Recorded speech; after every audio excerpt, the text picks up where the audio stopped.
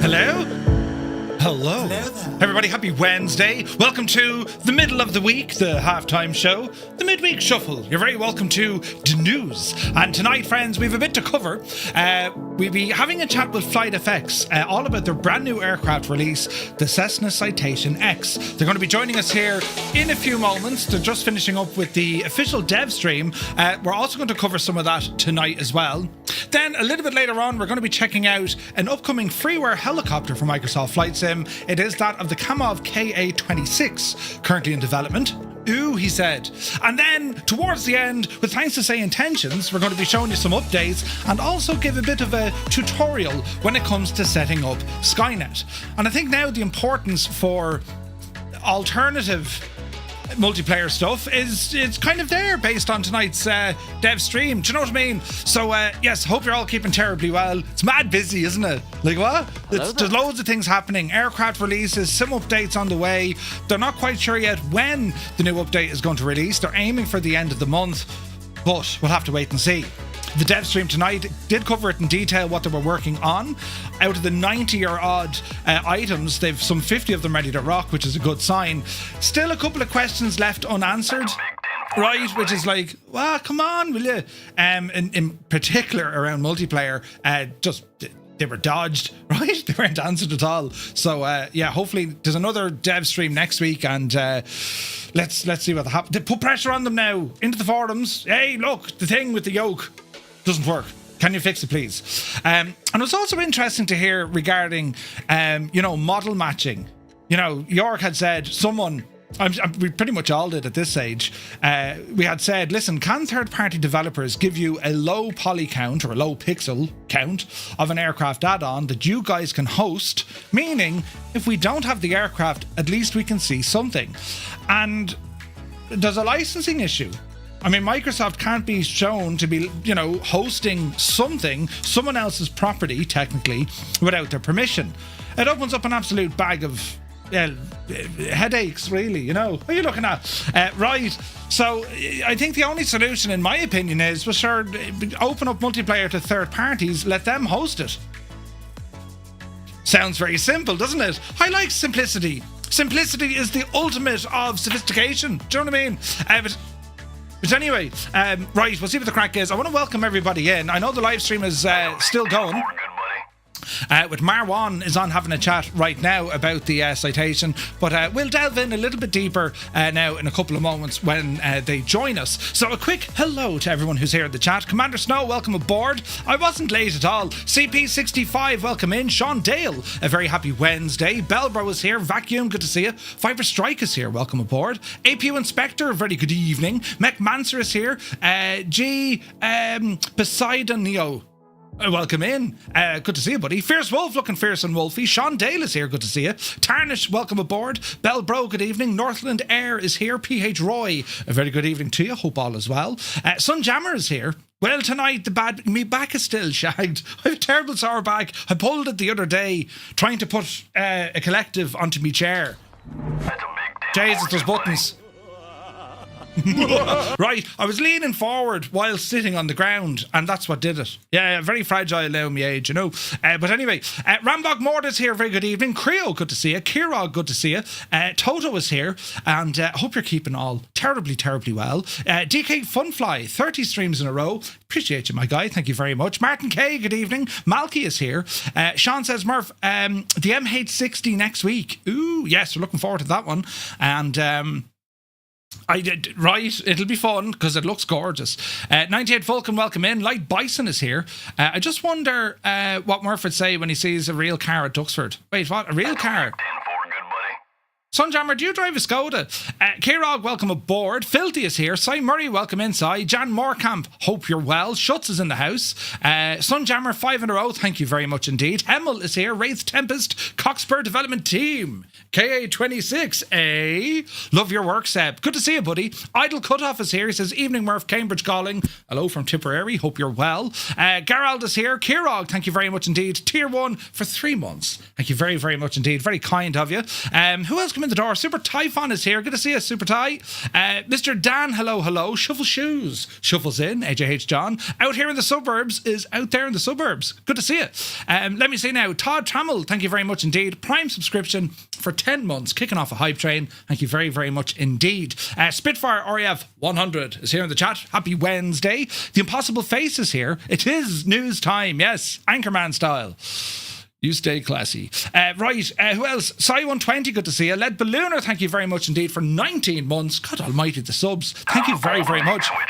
And now there's buttons and things happening. You haven't a clue what you're doing. Hello, welcome, good evening. And we're going to be chatting to the guys from FlightFX here now in a couple of moments. We've just gone live. We cover each and every week, well, the flight sim news. We go through a couple of websites, find out what's happening from the third-party developers, and of course that of our beloved flight sims to see what's going on. And then we chat about them. And we share opinions and the like. So you're all very welcome aboard. Hope you enjoyed the MSFS official dev stream. Really looking forward to Sim Update 3.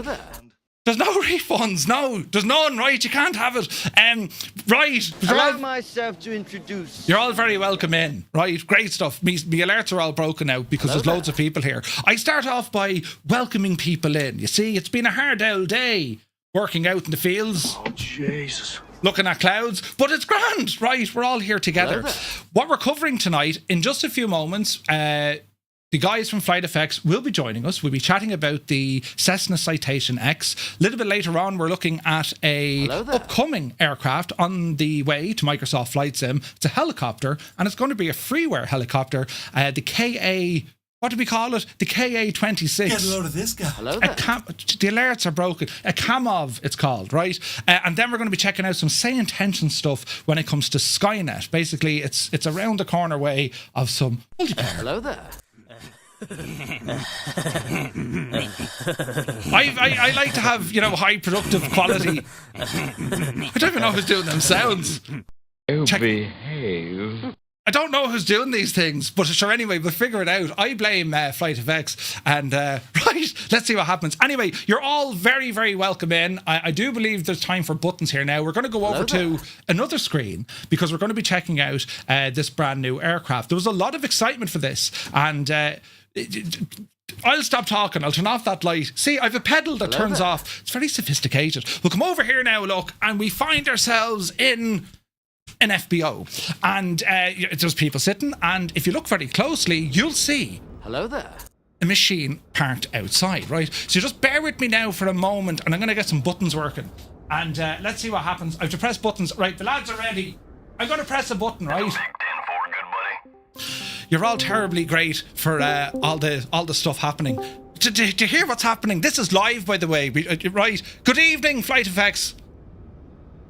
Hello. Hello there. Good evening. Something's working. This is great news. Right, hang on there now. I need to do stuff, right? So, oh, look at this. There's cameras and everything. That where would you get it, right? So if I press, I have a button for this now, right? Oh. Now this will break, but then I have to fix it. Marwan, how did you get into that plane? Right, hang on. I need to fix this screen because you're probably looking at it going, Murph, we can't see the lads. Yeah, I know. Hang on now. Right. This is why I do these things, right? Right, let's have a look at this now. So we're going to do one of these, right? When you see the state of this and the technology at play, you're going to be absolutely mesmerised, right? I mean mesmerised. So we'll do one of these. Look at this. See the way it's coming together, look? Poor old Nick is looking at me going, why did we give this guy this job? Listen, we're nearly there, look. It's fantastic. The last time we had Marwan on, he was inside his closet, do you remember? Yeah, he was. You never know what is hiding behind this facade, right? Absolutely brilliant. Right, lads, you look absolutely gorgeous and fantastic there beside us. I just need to tidy up some things, and I think we're going to be good. And let's see. Now, ladies and gentlemen, are we happy enough-ish with that? Does that work for everyone? I think it does. Well, let's go with that. High-tech streaming right here. Gentlemen, you're very welcome in. Thank you so much for joining us. Exciting times. We've now seen the release, of course, of the Cessna Citation X. I'm on the ground here in a beautiful place called St. Petersburg Clearwater, an airport by vertical sim, and just outside our FBO, where we have this beautiful machine. Tell me, lads, what was it like not only building this, but certainly the research? I mean, I imagine you had to spend considerable time figuring out how to get this thing in the sim. Well, first of all, thanks for having us. It's always a pleasure. It's good to be here. It's been I think actually I want to do some first. I owe some apologies to some people. There's like several people in my life and on our Discord channel and stuff like that I've just like completely lost touch and lost communication with, and I probably speak for Marwin and Luke and the rest of the FlightFX team that the last couple of months have been pretty crazy. There's been a lot of like sleepless nights, bunch of arguing like brothers. There would be some virtual fist fights and all that kind of fun stuff. But my wife is somewhere upstairs. I haven't seen her in a while. I think my kids have grown up and gone to college.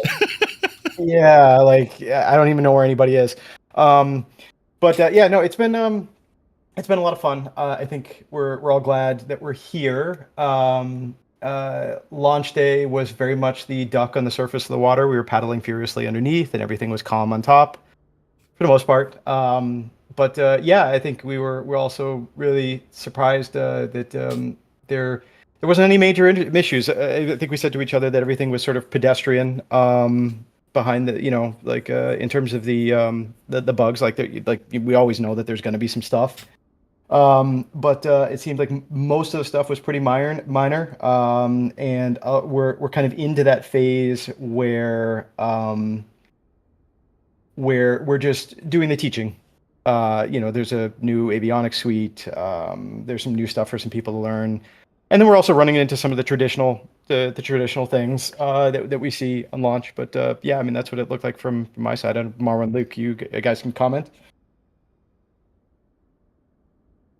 I think Nick, you summed it up quite well. And just a question: do I have a lag in my audio? I always catch two-tone with this. I just thought that's the way you spoke. Yeah, a slight lag, but it's we'll use our imagination. Marwan, for those of you who don't know, is based in Egypt, and we always tease him that he has Egyptian internet lag. So there's always at least a second and a half of like, I'm not sure if he heard that, and then he responds. It's great for our huge like group calls that we have, because like Marwan will come in and answer a question from like 30 minutes ago, and we're like, oh, he's here. There he is. Sorry, Marwan, go ahead.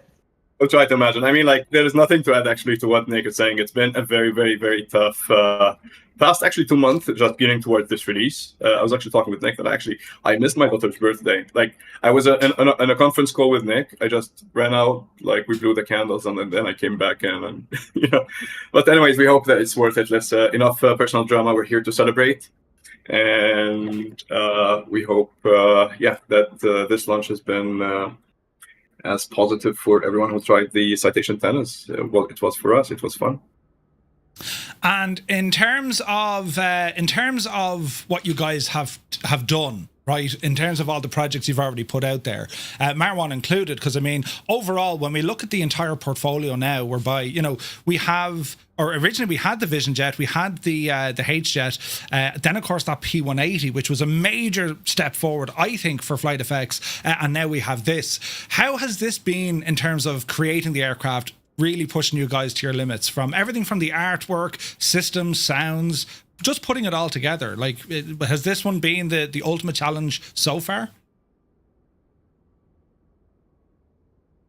Well, from a technical standpoint, I'm sorry, Nick, you can go ahead. No. I was going to say, I know you have that lag, so this is the moment of like of indecision here. I was going to say it's funny because for those who aren't aware, they just put out there was a little bit of a write-up on us. So if you want to understand our personality and our humor and stuff like that, I think Microsoft just put out an interview with us. So I sort of jokingly, we got the same question when we got the interview, and I sort of jokingly said it was when Luke got a girlfriend. I mean, not that he hasn't had a girlfriend before, but it's when he got a girlfriend and like all of a sudden he disappeared and then Mara disappeared and like because we were getting so tired, like some of our personal like stuff was like we just had to take a break and like go do it.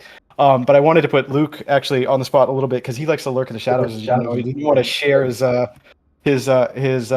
video camera. But Luke, why don't you want to go into some of your technical challenges that you had and.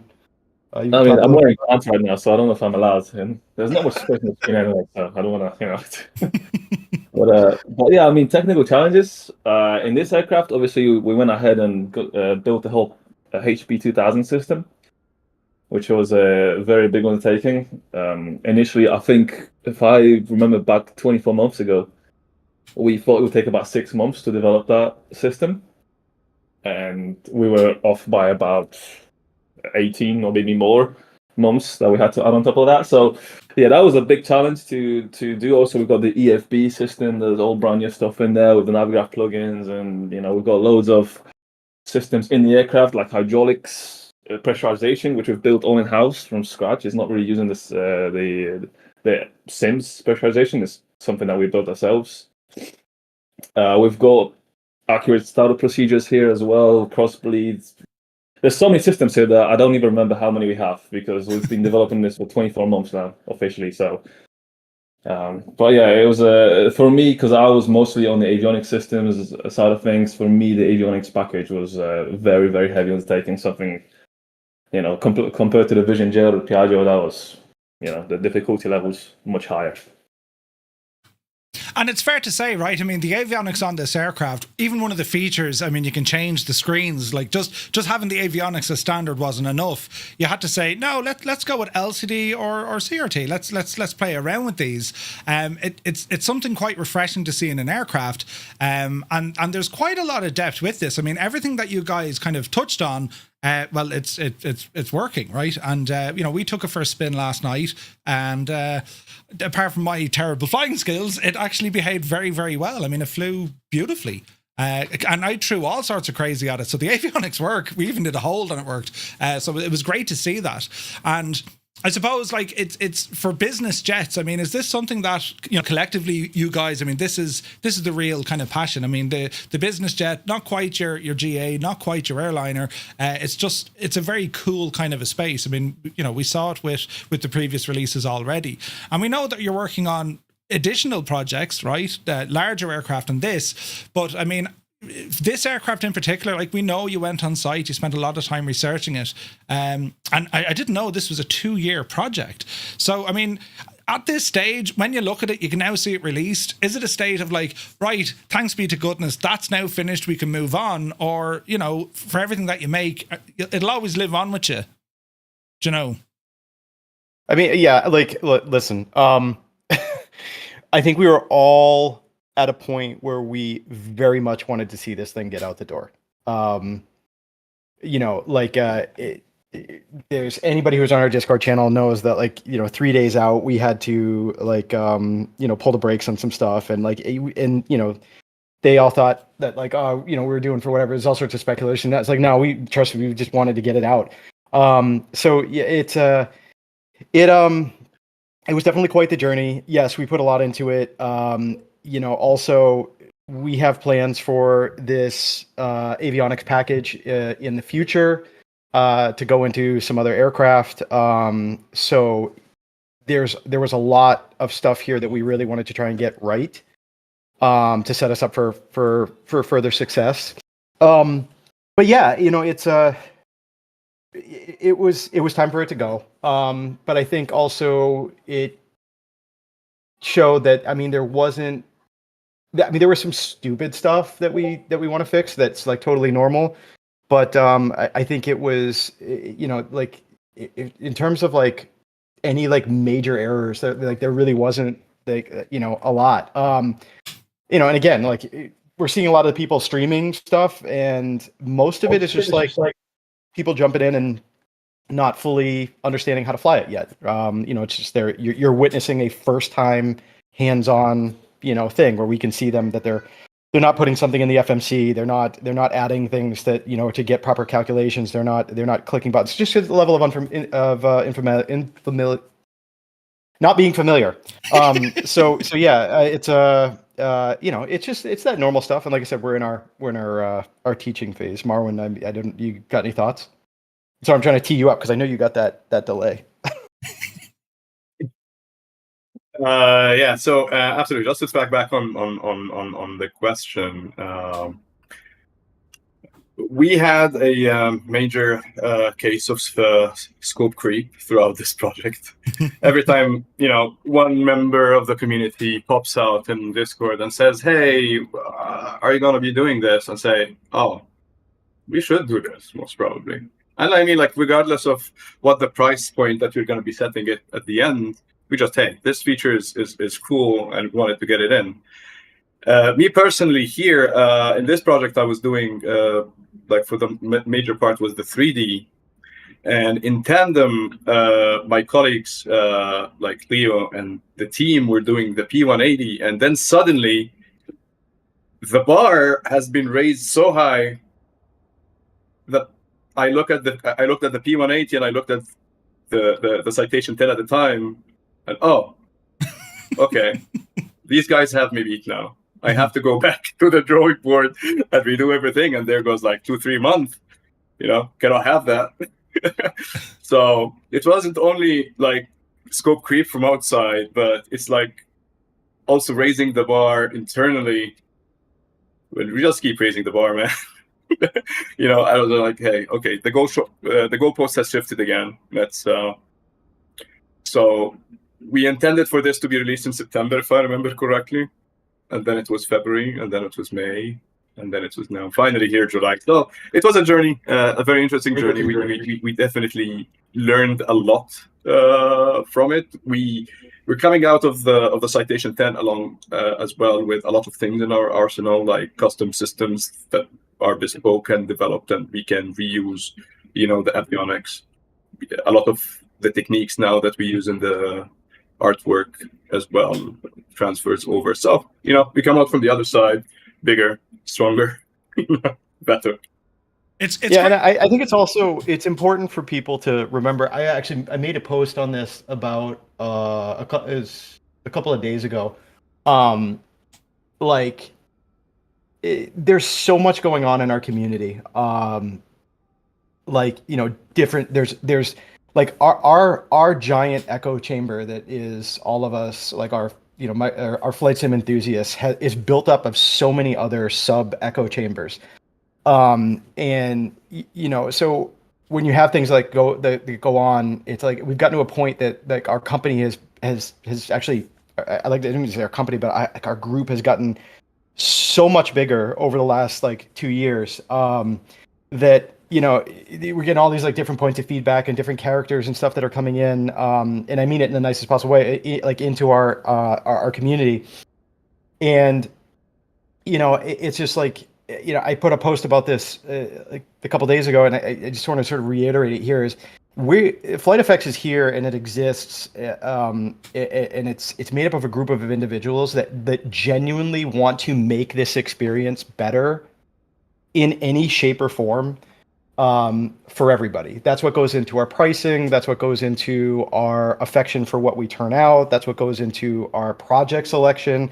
That's what goes into how we try and conduct ourselves in our channels and Discord. It's what goes into all sorts of stuff that goes on behind the scenes and decisions that we make behind the scenes and what we choose to get involved with in terms of a company that just goes beyond product selection. But all of that really is like a summary of a lot of us were hobbyists.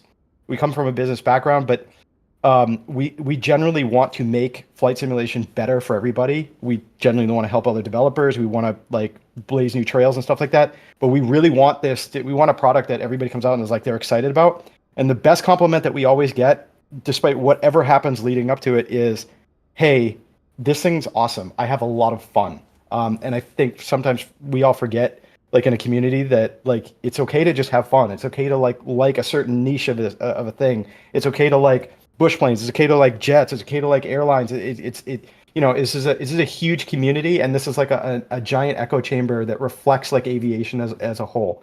So, we try and do our best to be stewards of that and to have our customers trust us with not only with their money, but with their support. And we try and go out of our way to, like I said, to just make this a better place and make it a better experience.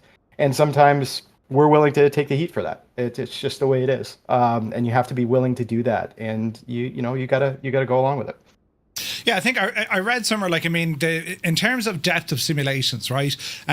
Because there's quite a lot with this particular aircraft. It was the same with the P180, but there is a limit to it, right? I mean, you can kind of see where the edges are.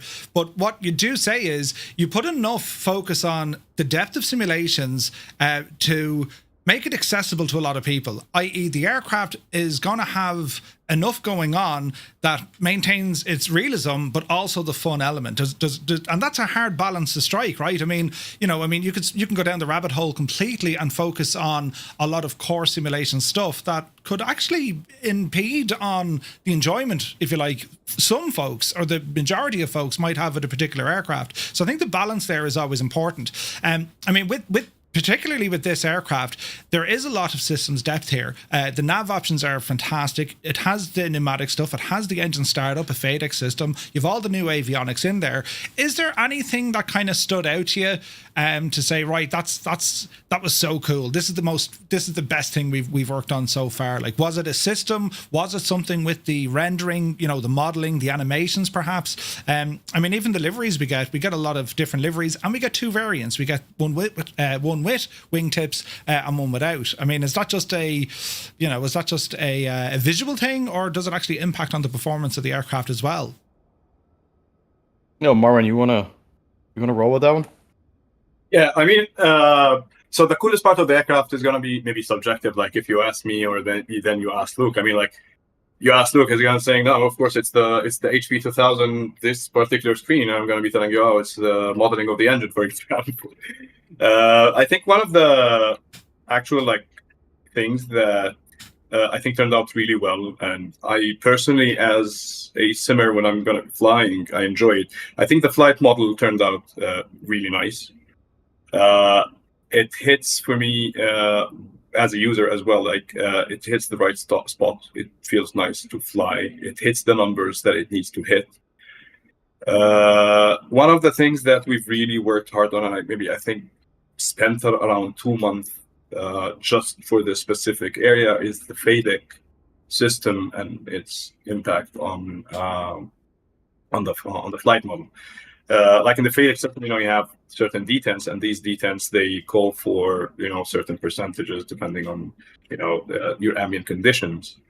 But this is not the thing. The thing is like, hey, you get an N1, and for a specific altitude, temperature, and weight, on the other side, there is an expected speed that the aircraft is going to be hit by, either that, like a specific Mach, or a specific true airspeed, or indicated airspeed. And the thing is, like, hey, if you go into the manual, like without the auto throttle, you put the aircraft in cruise. What we expect on the other side is that you're going to be seeing the exact N1 that the charts say that you should see, the exact true airspeed, the exact Mach that the charts say you should see, and the exact fuel flow that the chart says. Like, put it on cruise detent, leave it, and we have a high degree of confidence that it will hit the numbers. To get that was not easy, and it's been like a project within itself to be able to translate everything to something that we can recreate in the sim. And it goes a little bit more advanced than anything that we've done before. I mean, flight modeling wise. So for me, that's the coolest part of the Citation 10. That's something that's behind the scene, and I doubt that anyone will notice, to be honest. Like, because most of the time people will just put the auto throttle and will take for granted whatever data that it's spitting back, right? But for me, this is something that we are proud of behind the scenes, and I'm sure that Luke has another opinion on what is the coolest aspect that he sees in the Citation 10. How have you seen the EFB collision detection? You feel it a little bit on the screen, but so the EFB, the movement of this, and I haven't seen anything like this. I mean, I don't know how modeling this is, but I mean, you can literally put this thing where you want it, and it doesn't bash into anything. Like that wasn't a fluke. You did that. Extremely complex mathematics here. We don't want to go into it. We don't want to get into it because it's too complex for us too, actually. That's crazy. Like you know what? If you found the problem here, Murphy, I don't think we're gonna be able to go back and fix it. Yeah, there's an issue. It's over. Yeah, just click the reset button and let's forget about it. It's something quite that we had fun. like fun with a lot. Yeah, we had a lot of fun with this. Just for the sake of it, there's absolutely no practical use for this. but we felt that this would be something extremely fun. It's great for marketing. 26,000 unique positions can be used for your EFB. It's great. It's great for marketing. But even the EFB itself, we've seen evolution here with FlightFX, right? I remember it was a phone, right? So even the evolution of this, Navigraph is in there off the back. We got our own maps in there, weight and balance, in which you can import directly from SimBrief. The ground services make things very, very easy. It gives us, the users, if we want, we can skip a 2024 walk around if you wanted, or you can do your walk around a course, and then you have full configuration. And even with the configuration screen, well, a lot of that is also available from inside the avionics as well. It must have been fun linking them together and not breaking them. But yeah, I think we can all agree, like an aircraft EFB, it's almost a requirement now, because it's just, how can you access certain things? And like even from the config page, when you're getting into simple things like, the IRS align speeds, or, having passengers appear or pause at top of descent. But like, as I said, you can get in and do your noise active headphones, click of a switch. You have your auto throttle module there as well. Then you have all your calibration. And I think that's a vital thing we need in aircraft now. It's having some sort of calibration screen for a lot of people's hardware, because we've all seen it at Expo and FS Weekend. There's a lot of hardware out there now. So it's great to see that catered for here as well. Releasing this on the marketplace, it's hitting both infrastructure, right? It's Xbox and PC. It is, yeah. And by the way, I didn't get, I'll give you my favorite thing about this airplane. And it's funny because I was talking to our rapidly growing up before our eyes community manager, who was like 13 when he first started with us, and now he just had his or 14, I think, and now he just had his 18th birthday yesterday. So everybody can say happy birthday to Akil. We were having this conversation that now I just lost my train of thought. Oh, that there's some that this plane is very much like it's an engineer's airplane. It flies like when you get in this thing, it feels like so legitimately stable. And it's like so cool to fly. And I always sort of like referenced it as it's kind of like a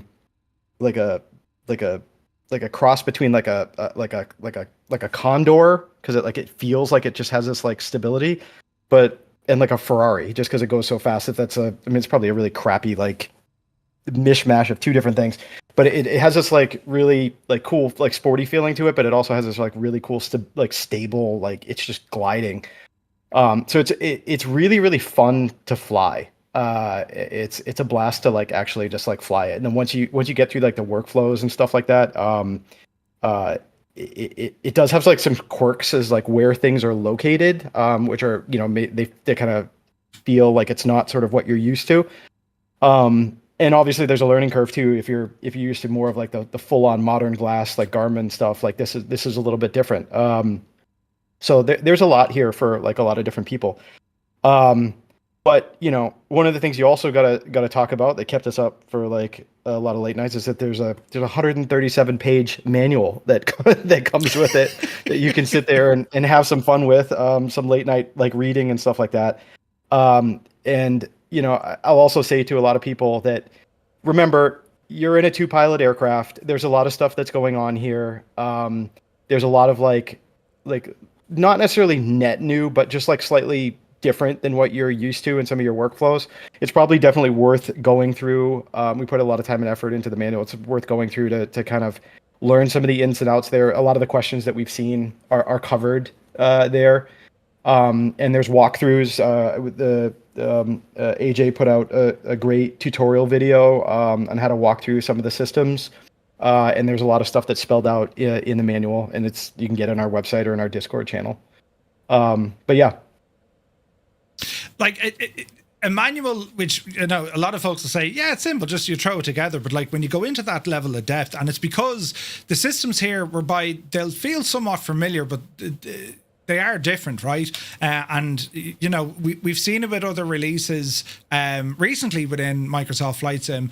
It's this kind of age of when, you know, screens started taking over, replacing, you know, Steam Gauge. They all went to be backup. So you have multiple redundancies between system. And I found that between our MFDs here as well, whereby, you know, you can edit your PFD and your MFD directly from the avionics unit itself, but also show you ECAS systems so you can... you have a lot of options of moving stuff around. So familiarity, I think, is going to be relatively okay for folks. It is an aircraft you can jump into, but I do like the depth of getting everything set up. You know, even yesterday, as I said, well, when I flew this yesterday, Marwan was in the chat and he's like, "You're doing it wrong. You know, press this button and then it'll work." And I think having the manual there, it's just important for that, because folks will get in, they could struggle to start it, right? Because it's like, wait, now, how do you start a FADEC? Like, is there a fuel valve? Is there? Do you know what I mean? So it's good to see, and it makes us all, as you know, as virtual pilots, if you like, well, we learn this and we kind of take this and it goes on to other aircraft. So you know what you're learning here. This is the level of accuracy that you guys put out. It's pretty awesome. Well, it's a nightmare from a marketing perspective too, because like you make these things, they're so friggin' complex, right? Like you're replicating like an airplane and all the stuff that it does. And you know, people have to, I'd have to said this before, so I'm not saying anything new, but it's like people have to go literally for training for this stuff. You know, as we all know. We have this tendency to forget when you get in the sim, it's like everybody's like, to hell with training, to hell with manuals. I'm just going to get in and figure out, because there's no risk of life or limb or anything like that. But from a marketing standpoint, like poor Marwin, I know last night for a fact, Marwin, what was it? It was like 9:00 at night, my time. And I'm telling you to go to bed. And he's like pinging me with reports, you know, from like, you know, he's watching stuff on streams and he's like up on, because he can't help himself. Marwin can, just so you guys know, so you can make his life easy if you ever want to, he cannot help himself on release day. He like watches all these streams and he's like trying to correct himself, but it's like correct stuff, but it's like a nightmare from a marketing standpoint, because everybody gets in and they just start like flying this. And I'm not looking at you, Murph, right? But everybody gets in and they start flying this. And it's like, oh, you know, oh, here's a manual. We don't need a manual. Like, that's fine. Like, let's just, you know, go about our business and figure this out. And we're sitting, poor Marwin is sitting there watching the stream going, no, push the button, push the button, you're missing the button. No. And then the fuel calculations go off or something like that. And everything goes sideways. And we're sitting here going, do you think anybody's going to think the plane's broken and not buy it? So it's like, it's insane. Like the whole release day stuff is just like, may any of our customers never get to know what it's actually like on the other side of that wall. We need that on t-shirts. Les O'Reilly controlling E, like that's it, man. That's oh god. Well, actually, that's the thing. That's the thing I wanted to talk about, is that we do have a lot of, you know, let's say accessibility features and here to make it easier to fly. Well, it might be intimidating the first time around, but at the end of the day, you know, an electrical system is an electrical system, a fuel system is a fuel system. You know, once you try it once, you know it. And what we try to do is to make like the first impression or the first experience with it kind of easier, right? So in that vein, we spent a lot of time actually on the interactive checklist in the sim. We thought about like putting a PDF checklist in the EFB, but then, but we do have a way to show people where the button that we're talking about is. So if you go and say, hey, battery master to on, and you press the I button, it will show you where it is. So that makes it easier. So we put all of our checklists in, you know, kind of the interactive way, and I think it makes it easier for people to get the grips with it. Something like Control E, believe it or not, we actually spent a lot of time to make sure that it works, because it just doesn't work out of the box.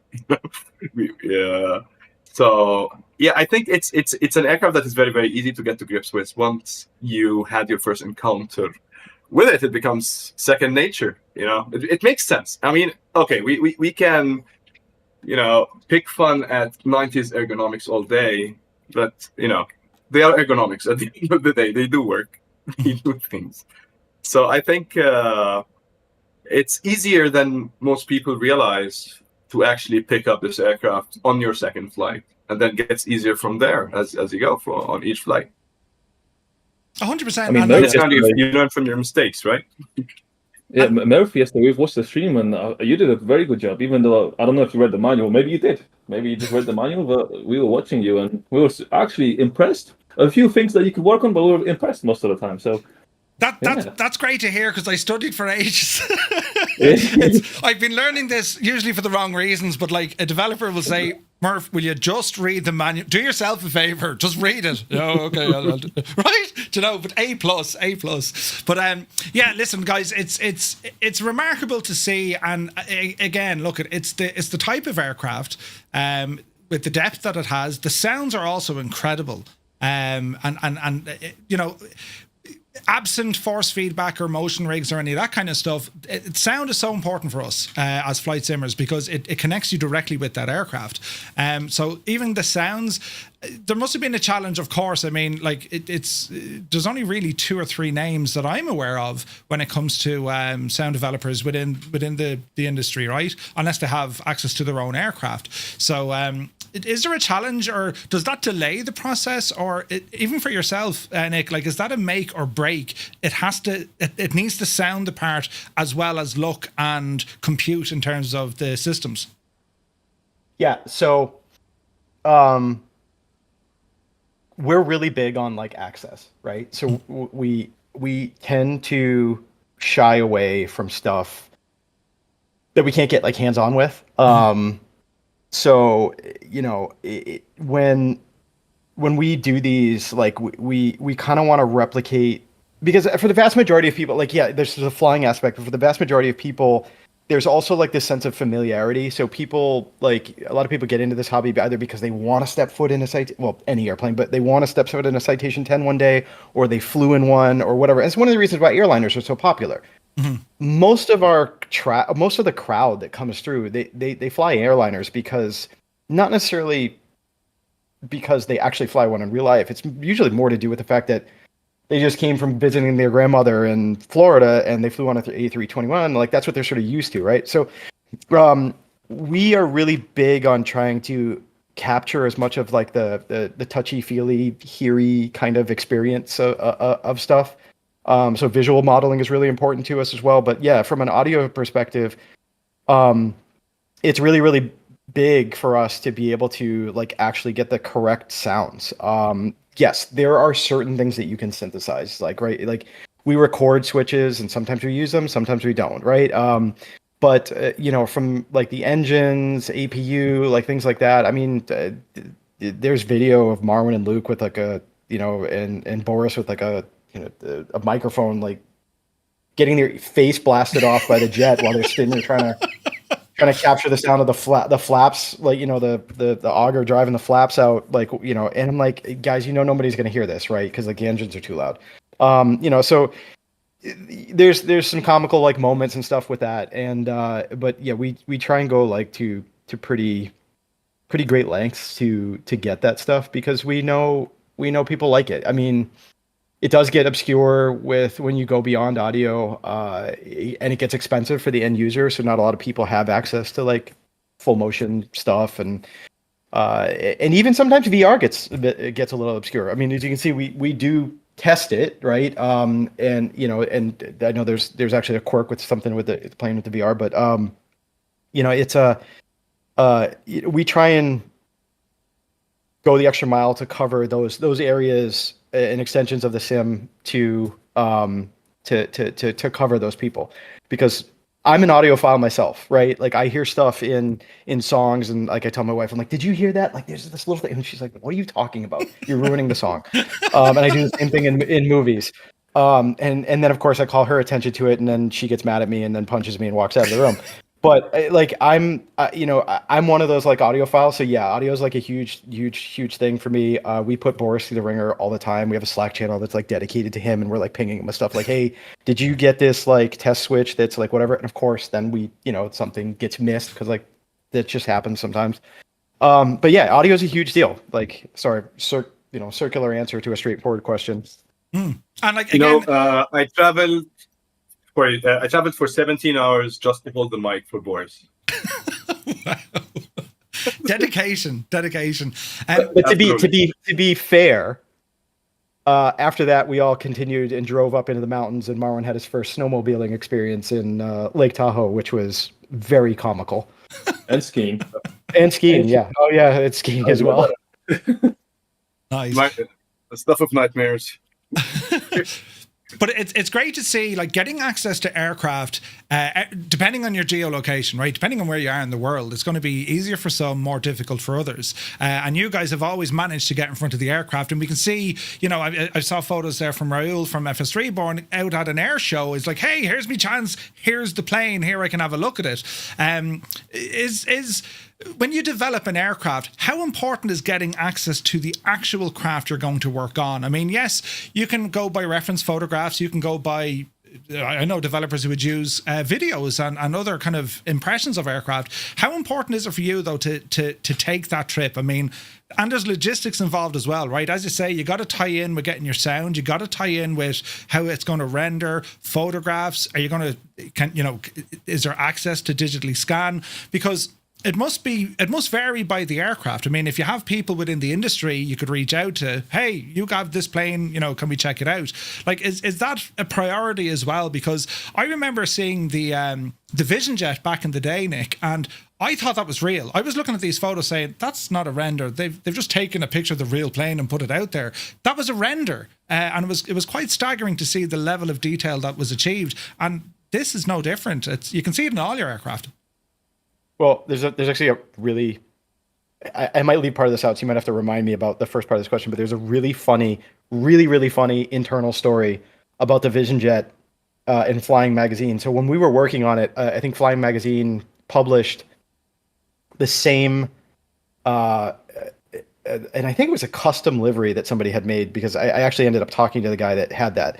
But they called it an Uluru livery or something like it. It was this orange and silver like livery, and Flying Magazine published a picture of the Vision Jet, and we literally spent 2 days like looking at the photo because we thought they used our aircraft like in the actual like photo, right? And I swear to God that's a true story. And it wasn't 2 days, but we were like just pinging it back and forth. But it like we were circulating stuff on the picture, going, "Wait, is that the same? No, is that from a previous version of it? Did somebody leak the aircraft?" And it was really funny. But yeah, I mean, this kind of ties back to the audio thing. And to sort of tell you a story, it's like probably one of the reasons why this aircraft took a little bit longer than we wanted to as well was that Luke and Marwan started this project before we actually had access to the aircraft. And when you get access to the aircraft, you realize that, like, hold on, some stuff needs to be rebuilt. Some stuff needs to be changed. And then when you get into something that's not, I mean, this aircraft isn't old by any stretch of the imagination, but it's not brand new. So, when you have an aircraft like this, they have a tendency, like after 10 years, and if you're super affluent, sometimes after 10 months, but after 10 years, they go in for like a redesign and refurbishment and stuff like that, right? So we know somebody who has a Global that went in and it was like basically a year and a half old, and the owner was like, "Oh no, I want a completely new, brand new Louis Vuitton interior." The bigger point is that with an aircraft like this, is like you'll see stuff that's online, but you'll have 100 different like photos of the same thing, and they're all different because like the owners have changed it. Mm-hmm. So there's different interiors, there's a mirror here, there's not here, there's different handles and stuff like that. And you start to, if you're doing it when you're doing it online, especially with an aircraft like this, it's also, very popular in it with people that are have the money to do this kind of stuff, is like you start to get confused, right? And you don't know if you're if you're looking at a different version of a Citation 10, or it's like, oh no, the walls are the same. It's just that the person reupholstered them. So this is very different from doing something like a VisionJet, where basically what you see in the photos is just a variant of the launch like liveries or launch interiors that are available to you, and it's sort of captured, and you kind of just, you know what it is, you know what you're looking at, you can easily sort of figure it out. In this case, it's the opposite. I mean, even when Marwan and I were redoing the interior, again, this is a funny story, and we like decided like, hell, like this older 90s interior just doesn't present well in the sim. It never sat well with us, and we talked about this in Discord, that we went through this redesign. When Marwan and I were locked in a room like trying to figure this out, I literally went upstairs and grabbed a Lululemon hoodie that I had, and I said, like, let's put this fabric on the wall of the aircraft. And it was like, yes, that works. And I think that's one of like Marwan's like favorite like things now about this thing, is it has this really cool like sort of pleated double stitched like fabric. But when you work with an aircraft that's like this, this is the kind of autonomy that you can sort of have, because our rule is if it's done in real life, then we can do it here, with the exception of like making some things easier. Like we have the altitude and heading bugs and stuff that are written on the dash. Like obviously that doesn't exist in real life, but generally speaking, if it exists in real life, then we allow ourselves to put it in. If that makes any sense.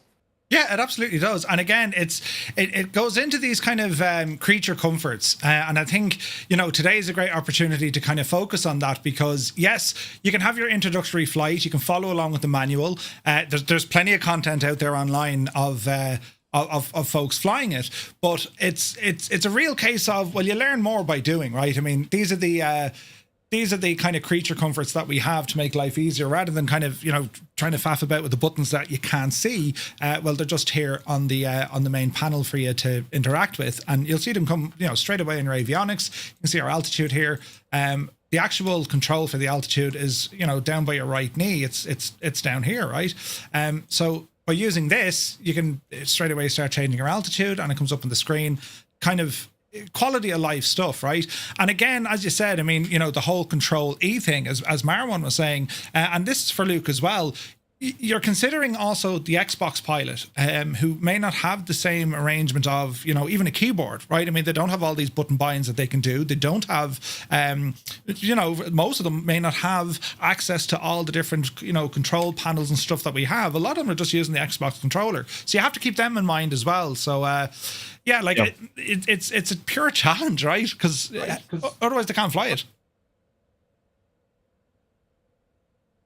Yeah, it is. We definitely try and we have a lot of conversations with this, and some of us in our company are very much purists, so it's hard sometimes to let go of things that we have to do just to make it easier. Like in this airplane, as you were just saying, you're heading your altitude, whatever. It's in a place that makes sense for a pilot that just can sort of put their hand down and feel it, but you can't do that in the sim. And we look away in the sim and it gets very disorienting when you're flying forward. So to work around that, simple like little fix of just creating a little click spot or something like that. But okay, we can create the click spot, but now how do we do it in a way that looks like legitimate and it's not like really screwing up your immersion? And it's like, well, we came up with this, like, let's just make it look, it's that little like printer tape that you use, or when you write in-op or something like that. And it kind of feels more like it fits in the cockpit a little bit. So we do things like that. I mean, it's kind of the thought process that we put into it. Mm-hmm, mm-hmm. So tell me, what happens next? I mean, it's released, it's on with the marketplace. Great excitement there. Great trailer that was done to mark the launch of this aircraft. What happens next now with FlightFX? Is it a case that you're now going into super sensitive mode? You're waiting to hear feedback if there's any issues. Is there planned kind of patchwork to go on beyond this point, or do you get a bit of well-deserved time off, relax, reset, and then jump back into your next project? Like, is there a start-stop for you guys? Well, one of the things that we're going to do is, or one of the things that I'm going to do, and that's this weekend. And this is probably the first time I'm going to say this publicly, so I'll follow this up on like Discord.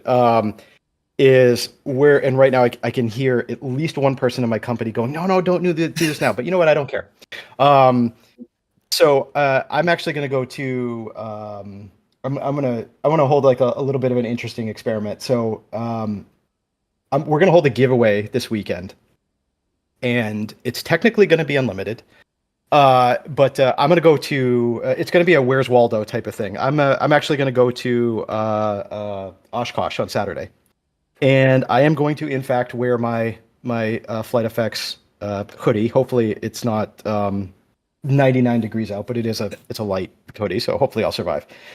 And we're going to come up with some sort of like silly code word or something like that. And if anybody can find me there, we'll take a picture on Instagram. I'm going to get their gamer tag, and they can have a copy of the Citation 10. If they already own it, they can pick something else from FlightFX in our product inventory, and we'll send it off. So that's kind of a silly thing that we'll do this weekend. Is from a larger standpoint. So it'd be nice to know if anybody here is actually going to make their way out to Oshkosh this weekend coming up. Aside from that, we have announced planes that are in the pipeline that you're going to start to hear some stuff about as we come out. I know a lot of people that are in our Discord channel sort of know this already. 2024 was disruptive to us in a good way, not in a bad way. Obviously now everybody knows that we did some work on some aircraft in the sim. That's also one of the reasons why the Citation 10 took long enough. It took long because we had to sort of stop, and put some stuff down. Because like I said, we were trying to make the world a better place.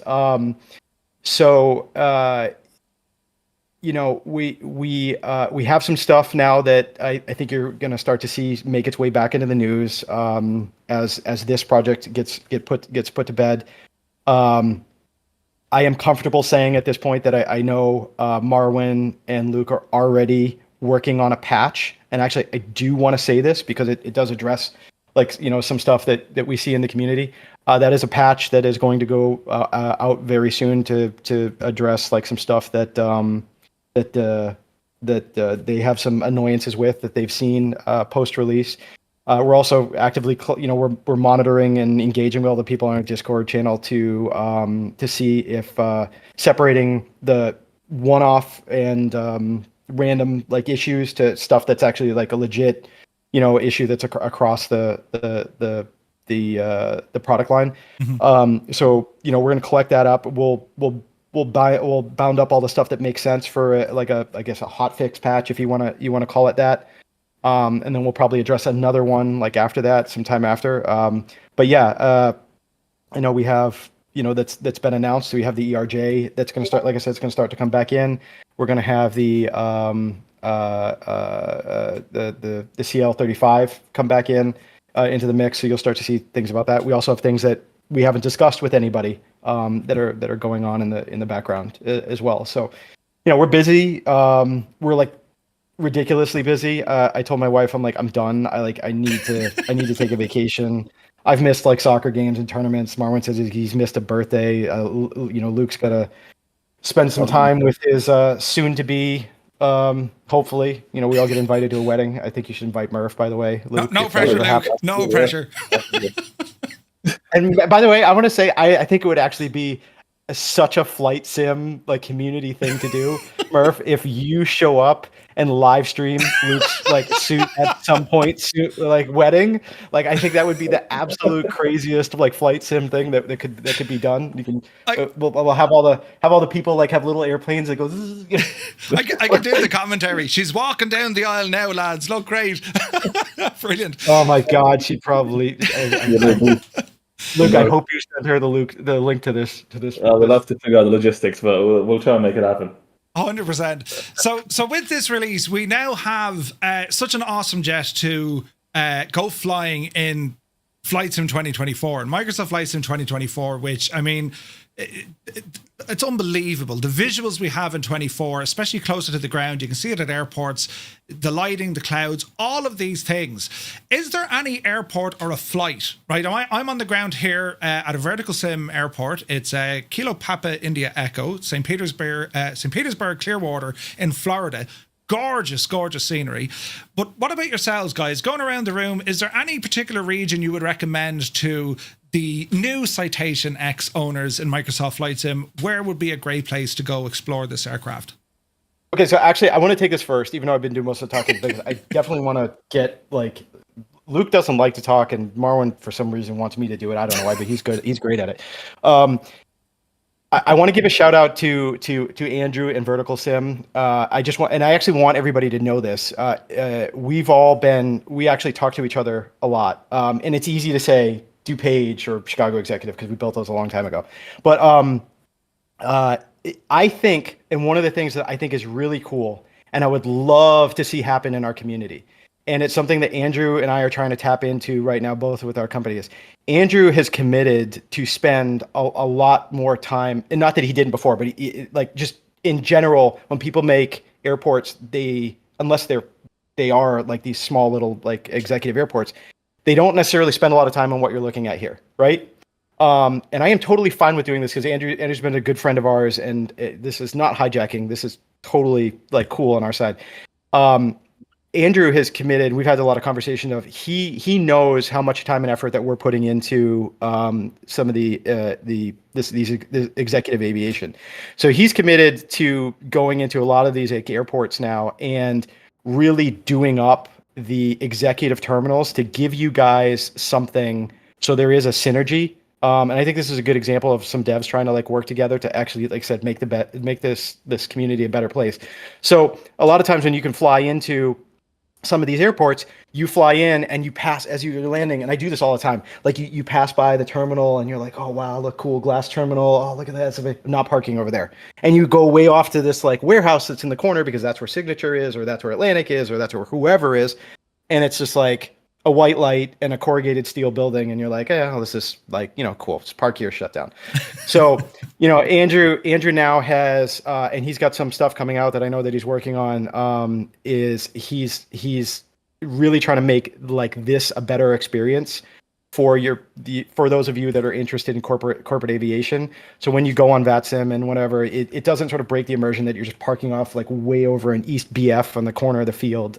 You actually have like a kind of a nice little experience, and little cars outside and trees and people, and it feels like it feels more like terminal-ish, like you're in your airliner experience.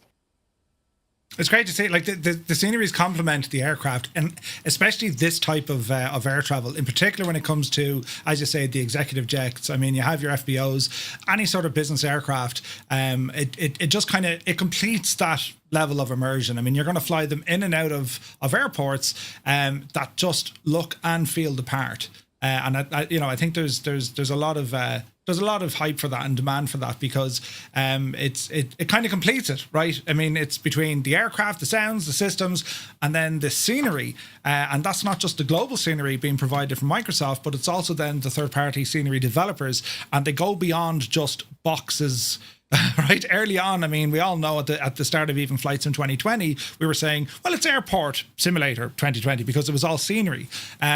Now, when you look back at what was, 2020 great sceneries, and we kind of look at them like we kind of look back on FSX, we're like, yeah, that's, how they've evolved and how developers have managed to kind of, keep up and keep pushing. There are some breathtaking sceneries that we have now. So yeah, this particular one, this is a beautiful part of the world to fly in and around Florida. It's absolutely super. Like, as I was saying, is there any particular route you'd say, look, listen, this is the nicest scenery in the world, based on your own opinion? Maybe it's from a holiday or a vacation, whatever. Nick, I imagine it's going to be either Chicago or Florida, or would it be somewhere further off field? I mean, anywhere interesting in Europe, maybe, or? Yeah. So I think the one that probably makes the most sense from just a role-playing standpoint is Teterboro to someplace in Florida, right? That's a popular, let's just be honest. There are some very stereotypical places that you can find like aircraft going to. Tamiami, Chicago, Fort Lauderdale Executive, Boca Raton, Aspen, like these like sort of vacation spots, and that's just in the United States. Then there's a hotbed going into the Caribbean, the Bahamas, like anywhere you want to go from the United States into the Bahamas. You can find corporate jets anywhere, but like there are places where it's littered. Vegas is another one. Matter of fact, Andrew showed me at one time that was like the top list of places of busiest executive trafficked airport. Vegas was up there.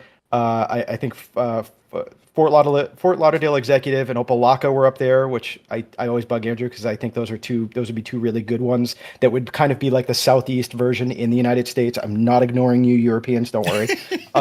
That I think that solves that New York to Florida route.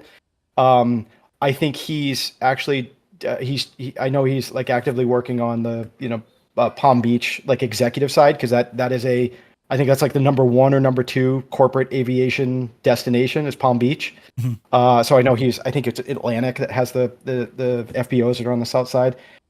Vegas is always cool. I love flying out into the west, into the desert, around the Alps in Europe. Obviously, like, you go to places like Innsbruck and things like that. Like those are always like real fun places to go. But now's your chance to be able to go to like the small airports and stuff that are in Ibiza or in like Italy, and there's I mean, that's the cool thing about this is, like, again, this is all role playing, right? So you can role play anything you want. You can pretend like you're like I'll say this and it's a little bit embarrassing, but whatever.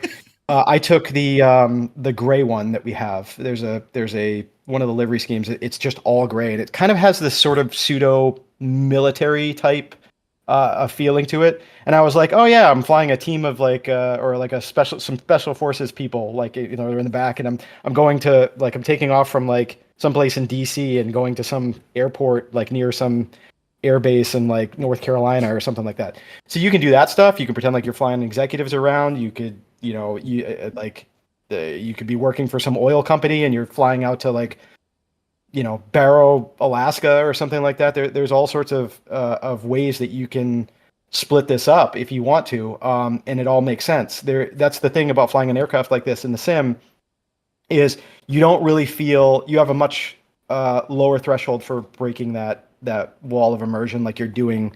Like nobody wants to fly like a Spirit Airlines route to someplace it doesn't go, right? Sure. This kind of goes away when you have an aircraft like this. Yeah, and cross the pond as well. Marwan, anything to add to that? I mean, surely you have some destinations, even local, that you'd say, yeah, this is where you want to fly. Yeah, and actually, I'm listening to you guys. I'm realizing that there are airports in the sim. I thought that there was a single airport, which is Sharm el-Sheikh Airport, which I never leave. This is where like I spend maybe the last 2 years. Maybe I hop from that airport to another local airport just for testing. And then I look at, like yesterday I was watching the streams and I realized I didn't realize that 2024 is as pretty as it is. I didn't know. Why anyway? So I'm trying kind of cornering myself in a small corner of the desert and not leaving it. So I'm getting jealous now. So I'm taking notes from what Nick is saying, and I have to go and check out these routes, and I'll actually realize maybe now I finally get the chance to be a simmer again. Super stuff. And Luke, what about you? Is there anywhere in particular? Yes, this is your playground to go flying, or are you like Marwan? You're just stuck in the dev side. Listen, I was gonna say the same thing as Marwan. Most of my time on the sim is around the Pico Islands because that's where I do all my testing. So I know these areas very, very well. So you spend like 2,000. Well, I've got 7,000 hours in the sim now. So I think more than half of it is around the Pico Islands, which is like in the Atlantic Ocean. So that's my route. I know if you're ever flying over there, hit me up and I'll let you know how to navigate on there. Absolutely. If you're ever virtually in town, yes, absolutely. If you're in town virtually, send me an invite and I'll show you around. And for everyone in the in our audience here as well in the chat, guys, if you have somewhere that you can recommend to say, look, this is just the nicest place on earth. Only right answers, so they have to be within Ireland, right? Everything else is, I'm only messing. Anywhere in the world that you think is like the most beautiful part to go flying in Microsoft Flight Sim, because we explore the sim on a daily basis, right? We go exploring in so many different regions, and like we've gone off the beaten track. We went up to the Aleutian Islands. We were out in Fiji last week. Like we're going to some really far away places, and it's unbelievable. It's absolutely unbelievable. So yeah, it'd be great to see some of the comments here in the chat of where you guys think are some of the best places in Microsoft Flight Sim to go exploring. But with that, to Nick, to Marwan, to Luke, guys, I want to thank you so very much indeed for joining us here tonight. And I suppose what we might do just before we go, we'll keep you on edge for another couple of minutes. If anyone has any questions that they would like to ask to FlightFX, now is your chance to do it, lads. Be sure to put them in, and we might pick one or two questions there if that's okay with you, Nick. And if there's anything else you'd like to add before we go? No, I want to say, first of all, thank you to all of our customers and fans and stuff like that. I've said this multiple times in the Discord, but we very much appreciate all of your feedback. I actually get a big thrill out of like flipping some people that come in and they're angry and upset about something and kind of turning them into to good customers. I'm always trying to find like creative ways to do that. So that's always a hobby of mine. But thank you to all of the people that have been in and out of the Discord channels and supporting us in other places. Really, really appreciate it. Also, a huge thank you to the team over at Microsoft, especially, and I can't say this enough, the marketplace team. They're so great with us. They're really wonderful people. And they are always on the front lines of trying to get stuff done. They're always like they're in the front lines, but you never see them. So those people are all great, and and everybody else over at Microsoft. Like it's just been such an awesome time like doing this, and as always we continue to plow forward. We got other projects that are coming up, and we get a big thrill. As stressful as launch day is, we get a huge thrill out of it because that's like the culmination of efforts. And I always say, like, just to leave you with a little bit of an aside, like the coolest thing that happened to me yesterday, or what, I don't even, was it yesterday? When was launch day? Yeah, it was yesterday.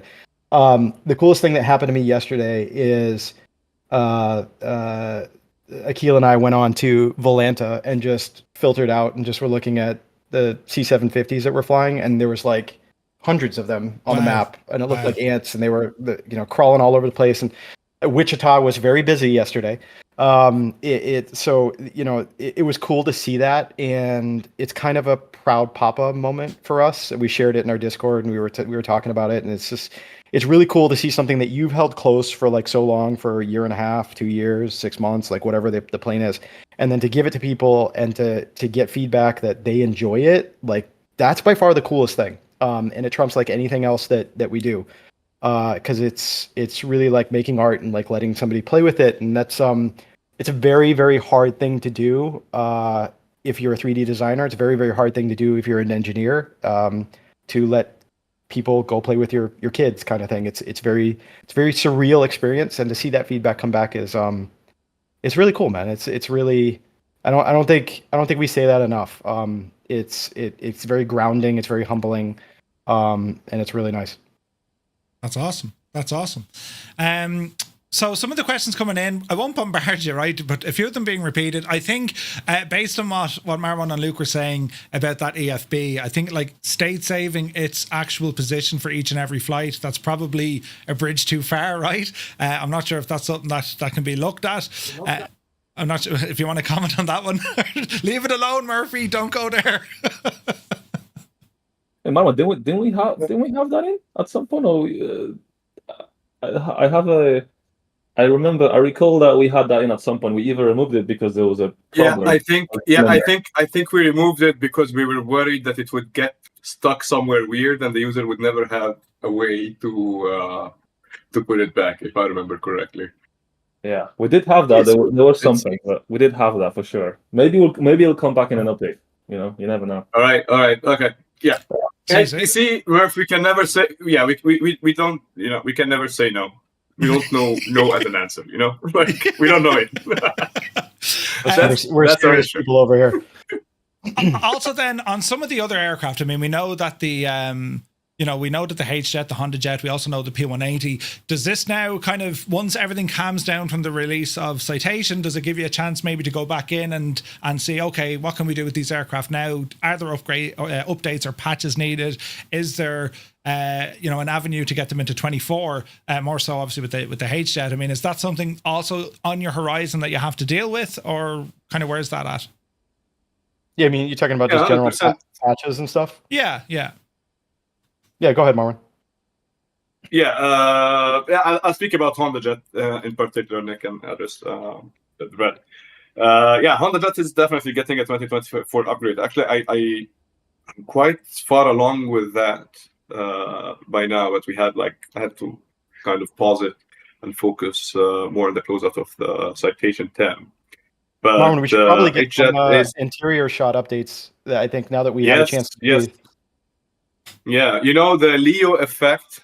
He did such a good job in the P180 that he put me under peer pressure that I had to up my game a little bit in the Citation. Yeah, the same thing. I went in and I looked at H-Jet, and I was wondering, okay, what was younger Marwan thinking? Okay, we're now older and wiser. Okay, so essentially I redid the whole cabin for H-Jet. I did a lot of the textures, the things that it was a learning project at the end of the day. H-Jet, we know a little bit more now, so there will be a substantial upgrade or update for H-Jet, definitely. We'll start previewing that.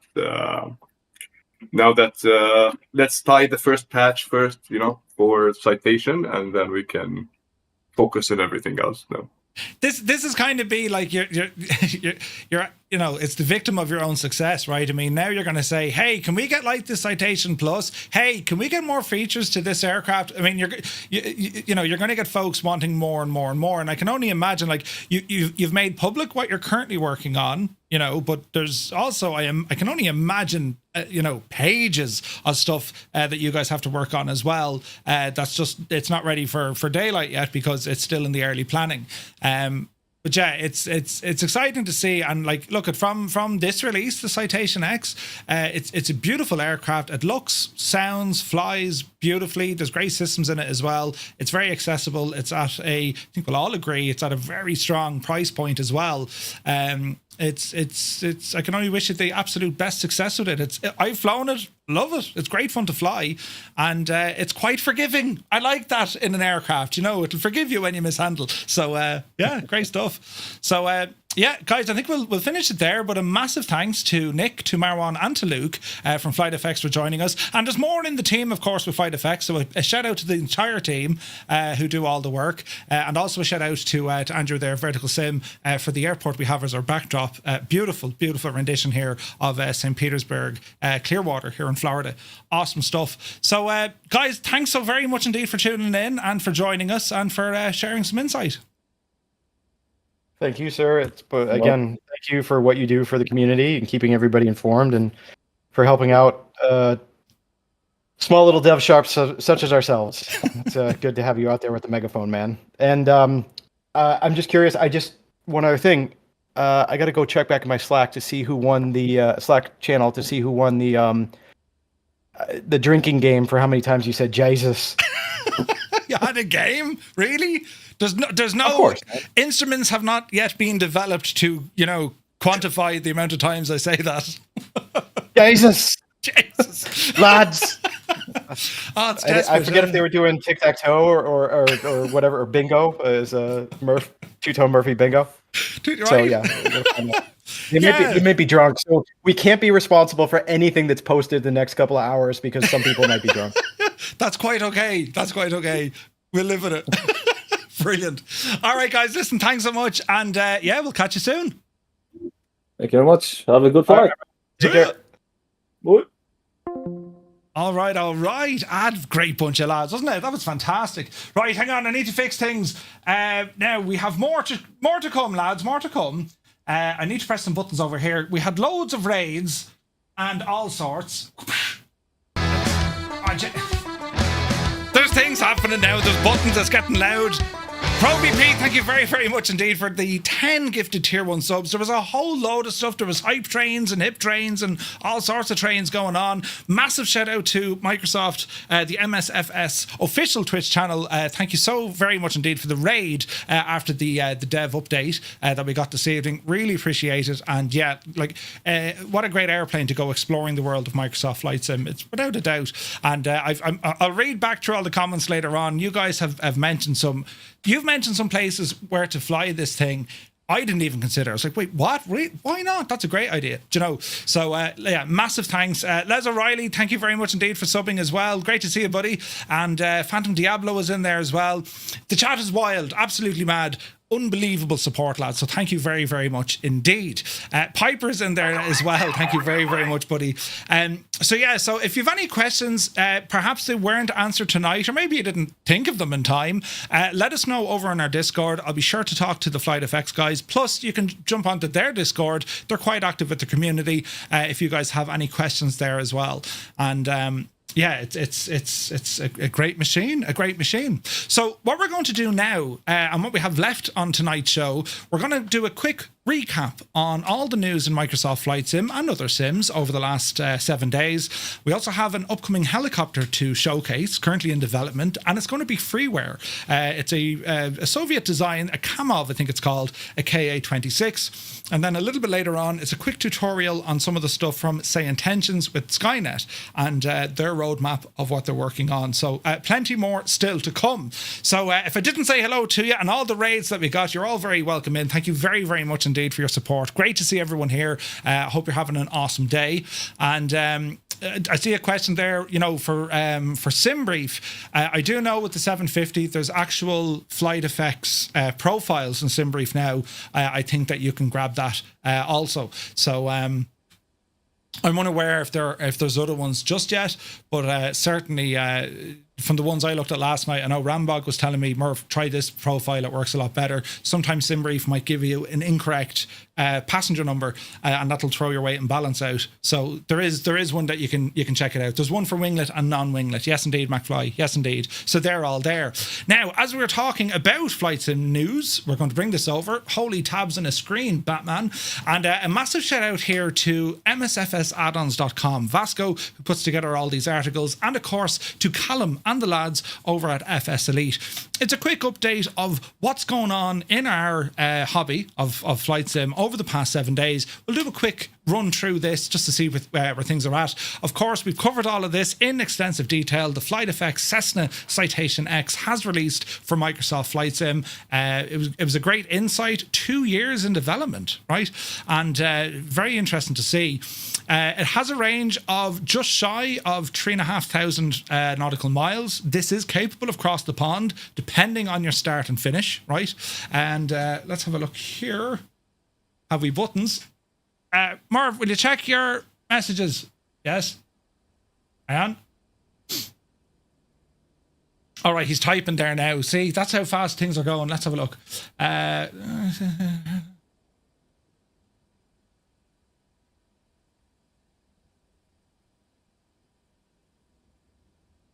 Okay. Hang on now. Buttons. Let's see now. Type and multitasking, it all goes on to the head, right? But anyway, yes, there was a trailer released by Microsoft on this, and I don't know if anyone noticed, originally it was down as the C750, but now officially known as the Cessna Citation X, which is great stuff here. All the features, of course, that are included with the aircraft. If you haven't picked it up, you need to pick it up. It's priced $29.99, available exclusively through the marketplace. It's a one-time purchase that will give you both the 2020 and 2024 version. All right, so I see a little note here now. Wicked Wolf, you are here in the chat. Where is Wicked Wolf? Say front row and center, because the lads want to do something for you. I watched the V1 stream about the bird. He flew it on altitude of flight level 470. I think this goes up to like flight level 50, doesn't it? I think it does. So Wicked Wolf, who is here, where is this now? He's been summoned. We need to talk to him. Say hello, Wicked Wolf. Any ale in it there now.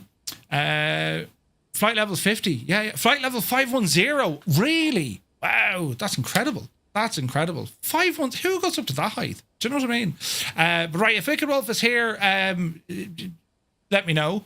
If not, you can drop me a message over on Discord, because Nick just sent me a message there. He says, Murph, there was a chap in your stream. He said he was on hard times and we want to gift him the plane. That's a nice touch. That's a nice touch. So, Wicked Wolf, if you're there, just drop us a DM, or if you're in the chat, we just want to confirm your gamer tag. And the lads are going to give you, FlightFX are actually going to give you a copy of the Citation X. That's a nice touch, isn't it? So, well done. Well done. Pints of Guinness emotes into the chat, please, for the FlightFX lads. Folks in the community. I mean, we're all flight sim enthusiasts, right? So yeah, touch of class, absolutely touch of class. So we'll try and get that sorted. If anyone's friends with Wicked Wolf, because if he's not here, or he'll come back in later on going, what was all that? Just need to make sure that we can get his gamer tag, and that'll be added to his Microsoft account. So massive thanks to FlightFX for that lovely gesture and fantastic stuff. Where can we download the manual, says Triforce Gamers?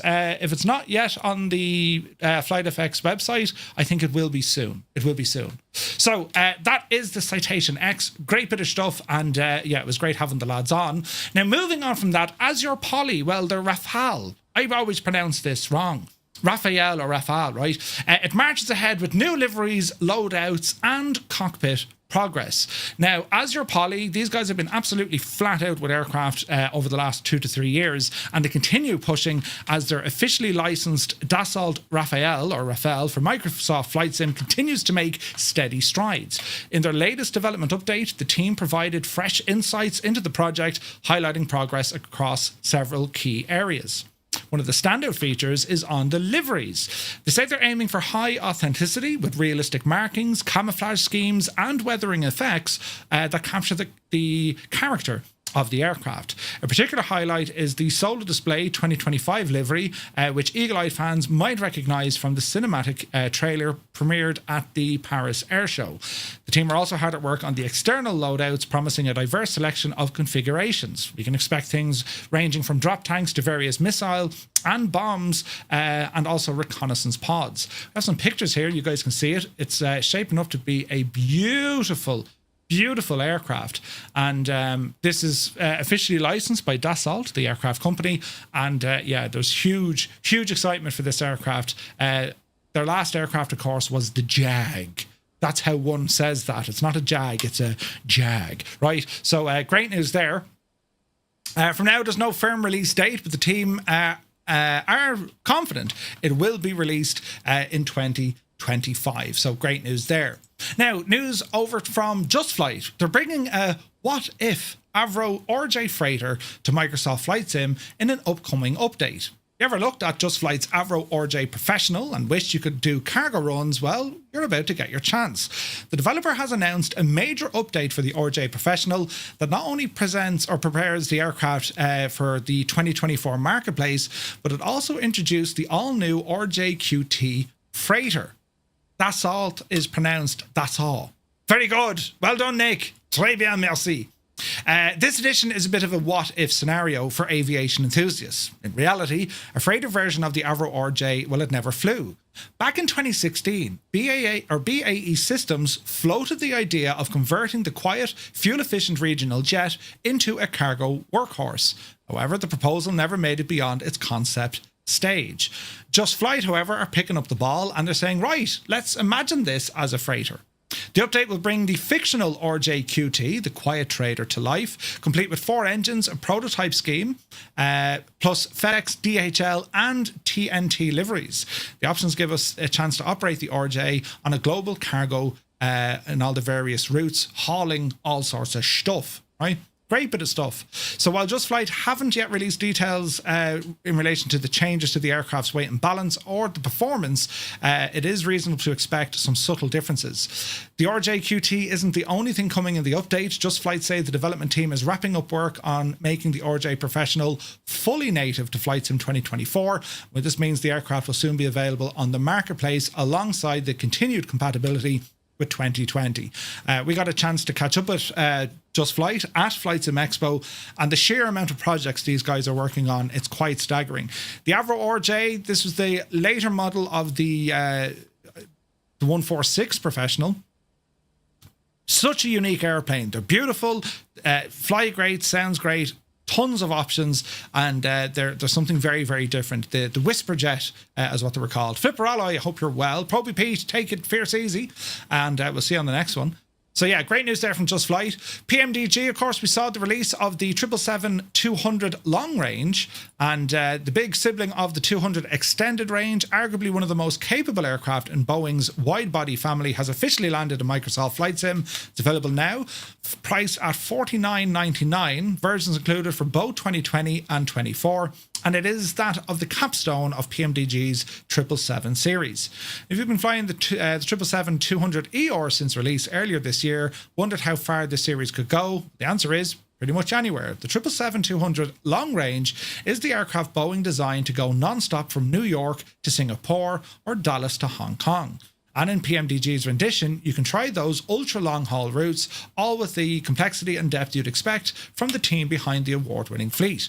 At first glance, the LR looks a lot like its ER sibling, but under the hood there are important differences. PMDG modelled the updated wing and engine combination of the 200 LR, bringing to life the GE90 110B engines and their unique sound set and performance characteristics. The fuel system includes auxiliary tanks, enabling to push range out to nearly 8,500 nautical miles. Advanced avionics and flight tech systems, a complete fly-by-wire simulation, a full electric checklist system, and hundreds of failure scenarios. I don't know, it's quite, for me, right, it's not even a gripe. Well, it is a gripe, right? For me, the PMDG pricing structure in terms of buying a single aircraft is grand. But if you bought, the 200ER and now you want to buy the 200LR, it's a standalone separate aircraft. It makes, for me, I think I just think, hey, listen, I have the 200ER. Can I upgrade to the LR? You know what I mean? And maybe use your license from your ER so, you're not... You know what I mean? I've always thought that was just kind of, because to own everything in the fleet, it's like, well, it's a few quid, right? And yes, they are much cheaper at this price point of in and around $60 when it comes to PMDG aircraft. These were up around the $80, $90, $100 back in the world of FSX and also... P3D, but I don't know, it's just it drives the costs up when you want to try out a different aircraft, doesn't it? What are your thoughts on it, lads? That's what I think. It's not to go against anything that they're working on. PMDG are doing great stuff, but it's the pricing model, it never fits right with me. And I don't know, my opinion, and it's only my opinion, Robert will have his own opinion, I would think they would sell more units if there was an upgrade path. That's just my 2 cents, because, I mean, as a consumer, if you splashed out $60 on one aircraft and now you want to get its sibling, we saw the same with the 737 fleet. It's a hard ask, isn't it? It's a hard ask. I think if they were to turn around and say, look, here's a discount of whatever, anything, it could be something. Wicked Wolf, welcome in. Wicked Wolf, will you drop me a DM, please? Because FlightFX would like to gift you a copy of their Citation X. So, if you're on Discord, Wicked Wolf, just drop us an DM, please, with your Microsoft Flight Sim gamer tag. You lucky devil, they just gave you a plane.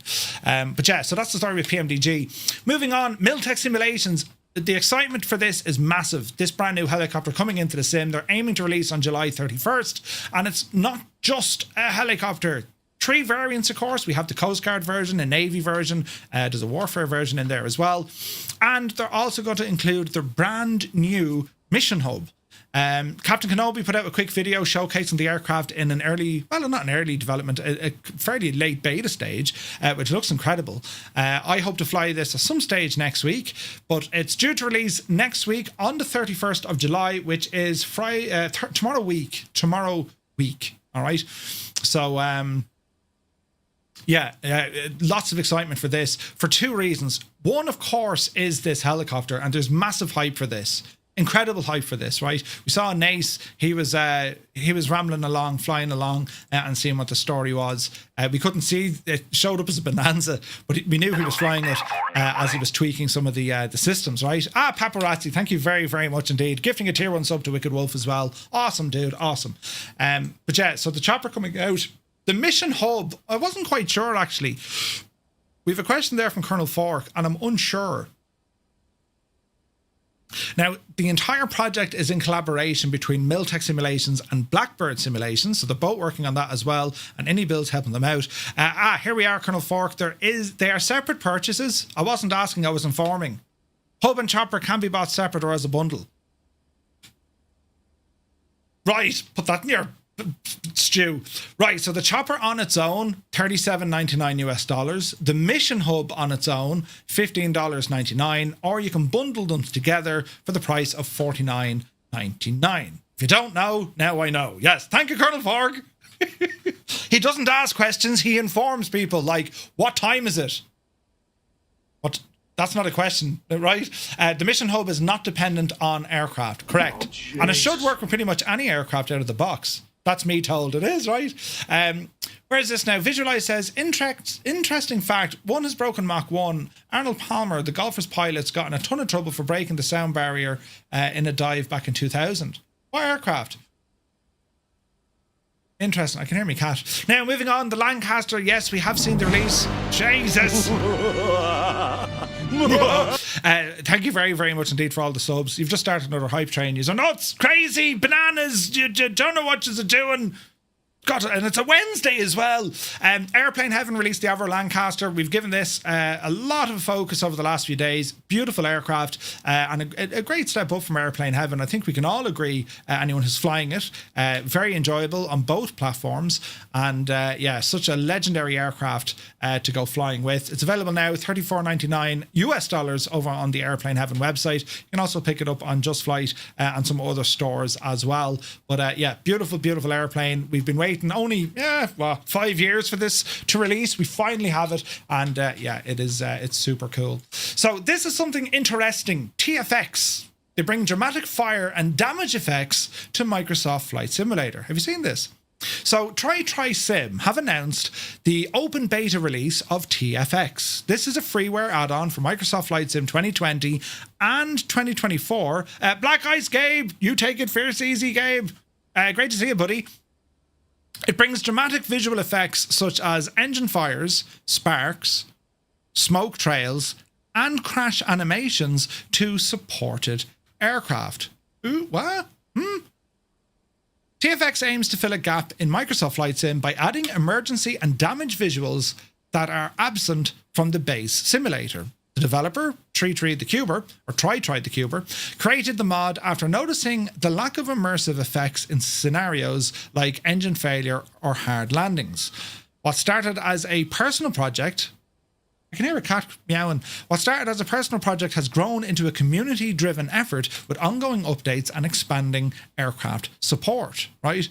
A max in its natural state, jeez. The open beta, which launched on May, currently supports a wide range of popular airliners and some general aviation aircraft as well. Among those supported, PMDG's 777, the 2 and 300ER, and the freighter, the Phoenix A320 family, fly-by-wires A320 and A380, iFly's MAX, and even the AnyBuild's A350. Now, TFX provides highly visible effects that enhance realism during emergency scenarios, including engine fires with dynamic flame and smoke, and it's TC Murph. Wait, what? Sparks and debris, and also heat distortion effects. The add-on is compatible with both 2020 and 24, and it is being distributed completely free of charge.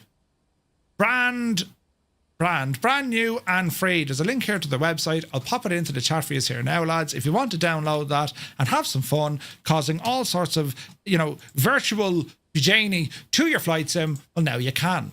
So great news there. Something, certainly there's a gap, right? That'll make for some very dramatic pictures, right? Could you imagine that in multiplayer? I wonder would it work in multiplayer?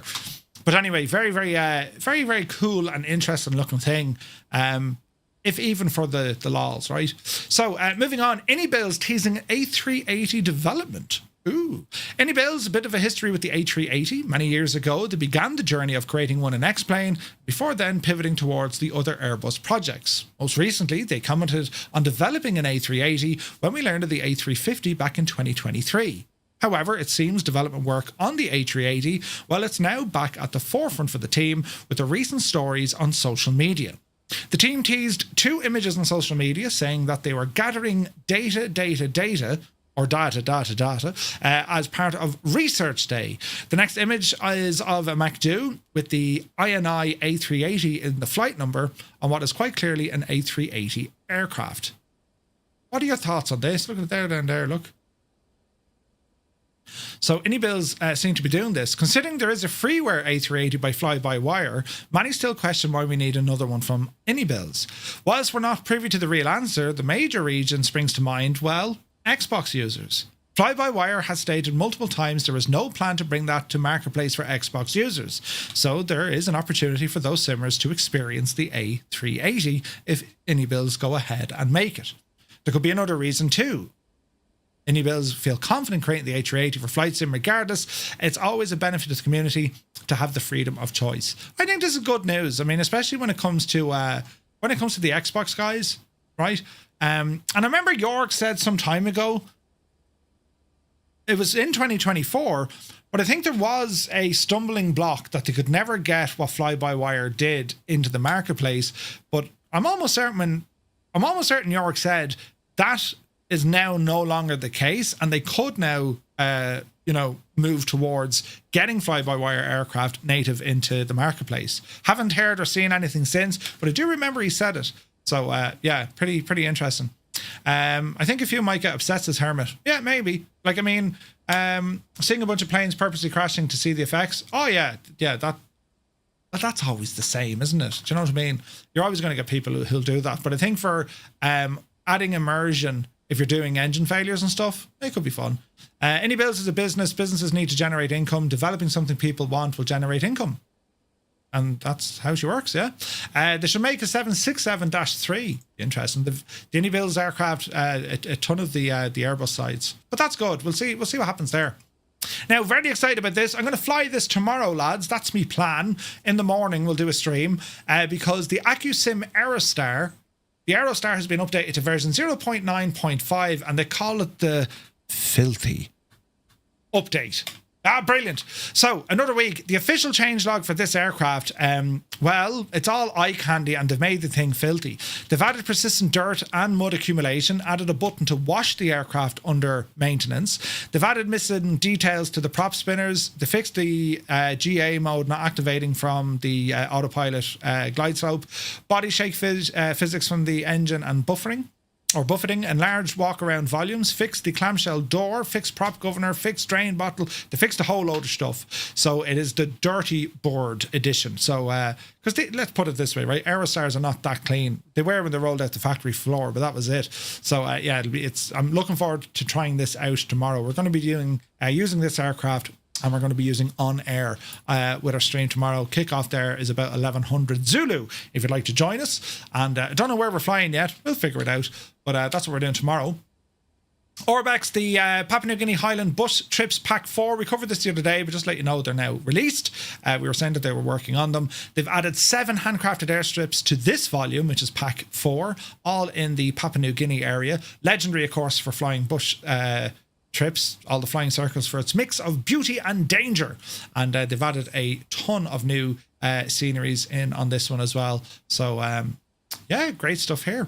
Anyone excited for the Aerosoft A330? We have a couple of A330s. Sorry, we have A340s actually in development as well, which would be interesting.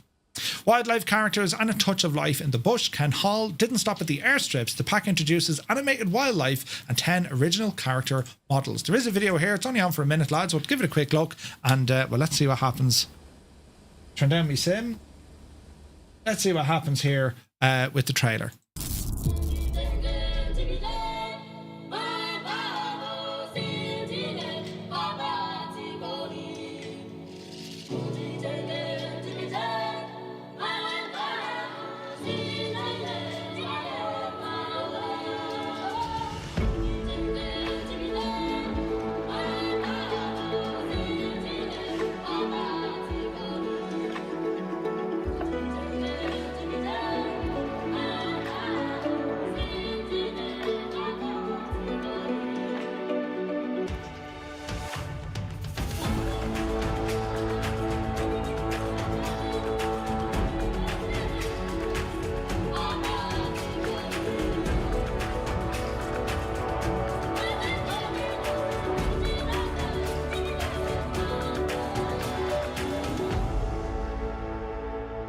expand your horizons. So Orbex pushing out the updates here, and also volume 4 or pack 4 of their Papua New Guinea sceneries. Now, Colonel Fork is asking in relation to the Avenger. I have reached out to Orbex on that. I've asked them, and they said, yeah, we know. Seemingly they didn't develop it directly themselves. They're in partnership with someone else, and they're waiting on an update to come from them. But they do have the information, Colonel Fork, which is important. So let's see if they will update that machine, because the Grumman Avenger definitely deserves. It looks great. They need to fix it. Do you know what I mean? So this scenery pack now, it's available for around $12 exclusively through the Orbex Direct website. And as I said, you can pick up all these airports with it. 7, is it? 1, 2, 3, 4, 5, 6, and 7. 7 little strips to go flying in Papua New Guinea. And yes, would be fantastic with the Kodiak Missionary Bush Pilot livery. Great shout, Elliot. Absolutely. So, AUC's Toowoomba Wellcamp Airport is nearing release. After months of development, AUC took to their Facebook page to share their Toowoomba Wellcamp Airport scenery. Based in Australia, it was known as Brisbane West Yankee Bravo Whiskey. It's one of Australia's newest airports, opened in 2014, featuring over 9,000-foot runway. The airport is capable of handling aircraft as large as a Boeing 747. While the airport no longer receives scheduled flights from Cathay Pacific, it still has flights with Qantas and also Rex Airlines. In addition, I have to throw it, Rex is Latin for king, by the way. Going back to Roman history, just had to throw it in there. But anyway, in addition to passenger services, the airport will be home to Boeing Australia's manufacturing facility for the Boeing MQ-28 Ghost Bat, which is an unmanned aerial vehicle. AUC stated the project development is finally nearing completion, and in this update, they feature the apron area along with some of the ground equipment and clutter. So, yeah, interesting airport for sure. It looks great. AU Scenery makes some beautiful sceneries, lads. So yeah, I'm looking forward to that one. I also can't wait for NZ simulations or NZ simulations. Incredible looking stuff, isn't it?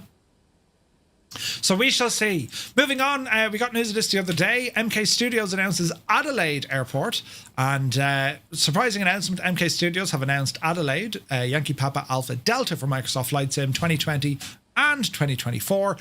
This is an airport on short final. South Australia's main hub, located just 6 kilometres from the city centre, operating a single terminal for both domestic and international flights. Served by major carriers including that of Qantas, Virgin and Singapore Airlines, it's Australia's 5th busiest airport. Modern layout and regional importance make it a strong candidate for detailed scenery in Microsoft Flight Sim. MK Studios, no stranger, the image can't be loaded, no stranger to making some sceneries at all. We've seen this countless times. They have a huge collection of sceneries now, including our beloved Dublin and Shannon for that matter as well.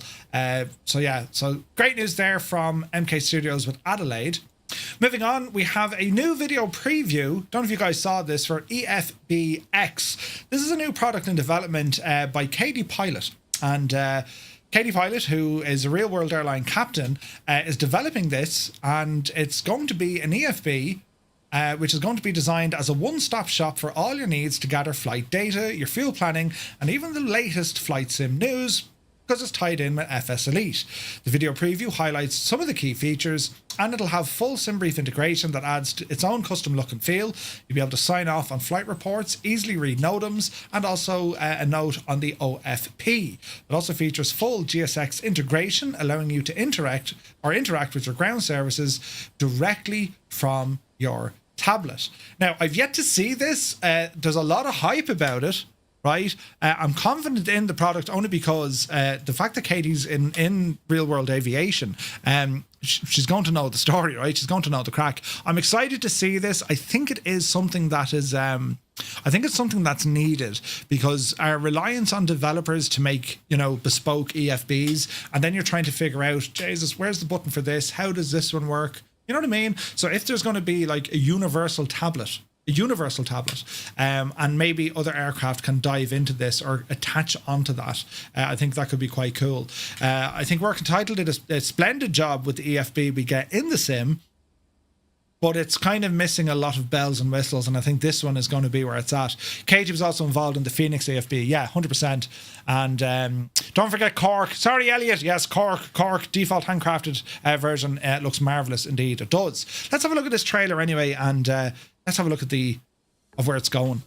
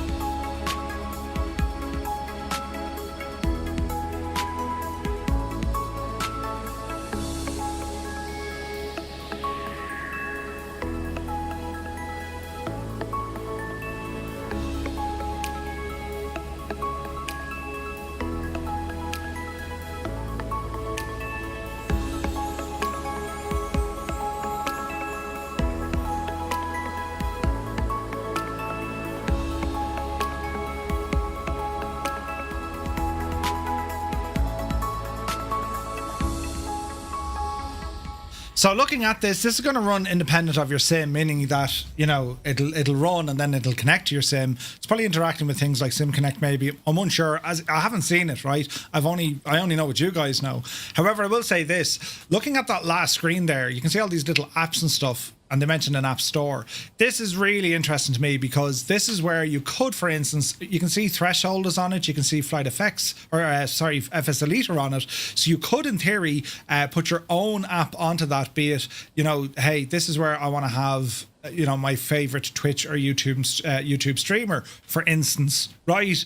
And we'll all tune in and have, you know, hello to, you know, Adam Controls, right? But you know the idea, right? This is how you can kind of do that. But there's also going to be stuff in here for also virtual airlines, and I think there could be a lot of scope with that as well. If you know, if we can have our own app that lives in this, you know what I'm saying? I think that could be awesome as well. So poor old 6 knots isn't going to get sleep anytime soon, but you get the idea. I'm very much looking forward to this. There's no doubt this has been in the works for quite some time. It seems to be getting closer and closer to a release, and yeah, all the hype has been saying it's a game changer. I need to see it, but it definitely looks good. It looks impressive. I'm excited for this, and I cannot wait to get my hands on it to see what it's all about. And you have the confidence there because of Katie's real world job as an airline pilot. Everything on this is going to be relative to aviation, which I love, right? She did say it was going to be an app and web base. Yeah, sweet. It takes the load off the computer too, not having so many tabs open. Yeah, and like this could run on your tablet, for example, or on your phone, or if it is indeed going to be web based, also gives you a lot of scope. So yeah, looking forward to that. Now, Imagine Sim have released the rebuilt Atlanta for Microsoft Flight Sim 2024 as a free upgrade from Imagine Sim. Hartsfield Jackson Atlanta Kilo Alpha Tango Lima for Microsoft Flight Sim 2024, described by the developer as a completely rebuilt and updated. The new version of Atlanta brings the airport up to date with the latest development tools, including extensive visual and performance updates, and it also features as a free upgrade to existing owners who already purchased this back in Flight Sim 2020. The release comes nearly after 5 years of the original scenery that was released back in November 2020. Since then, both simulator and real-world airports have undergone significant changes, and the update aims to address those. Completely rebuilt for the SDK in Flight Sim 2024, new modelling work, thousands of refinements reflecting ongoing development. Also, notable addition, Taxiway Whiskey, the Whiskey Loop, which was previously missing. The taxiway plays a key role in managing aircraft movements around runway 9 left, which also reflects changes of the airport's real-world layout. So the scenery also features landscaping, PBR materials, and terrain modelling. The developer highlights graduated ground extremities and designed to integrate seamlessly with the vector-driven add-ons, reducing the chances of visible boundaries between the airport scenery and the surrounding terrain. Performance, the promise that the scenery is optimized for fantastic performance, even in scenarios with dense AI traffic and complex airlines. The update makes use of the instantaneous scenery cache loading for reduced simulator impact, which should benefit users with less powerful machines using Flight Sim 2024. Saying that, we did see on the dev stream tonight, even with all these bells and whistles with Flight Sim 24, people are still having issues landing at big airports because, well, it's using the main thread. The good news is, Sebastian mentioned, they're aware of it and they're working on refining the main thread. That's part of that will be a Sim Update 3, part of that will be a Sim Update 4 release, as we were looking back onto the dev stream a little bit earlier on. So great news here from Imagine Sim. And also just to jump back briefly, if you missed the dev stream, basically what we're looking for now is Sim Update 3. We don't have a direct release date just yet. Patrick Doyle, thank you very much indeed. 9 months, my guy. Cheers, buddy. Yeah, so when we're talking about Sim Update 3, we don't have a fixed release. They're aiming for the end of this month. It might miss it. Out of the 90 odd issues that were flagged, York said they have about 50 of them done and dusted, and whatever doesn't make Sim Update 3, they continue on the development for Sim Update 4. Microsoft also announced that they're going to be bringing a new city update, and their, what way do they phrase it? Get good plane or something? No. But basically, they were going to give us 4 aircraft to kind of show, Yeah, listen, remember the whole release thing? Yeah, we hands up. Here's 4 aircraft for free. So the 4th one is on the way, and they're going to hold information of them and make it good. That's it. They're going to hold that information until they go to Gamescom in Germany, which is going to be in August, in around the 20th of August. That's when they're going to be doing that. Some of the other things that we're talking about, of course, they're answering questions from the community. Why doesn't this work? Why doesn't that work? They kind of did a parallel exit stage left when it came to multiplayer. They did give us some snippets though, so they couldn't and they didn't answer us directly in relation to multiplayer. They did provide some insights, and I thought this was interesting. Number one, the question about, can developers make a low poly, low performance version of their aircraft and put it into the marketplace? Therefore, that'll help with model matching.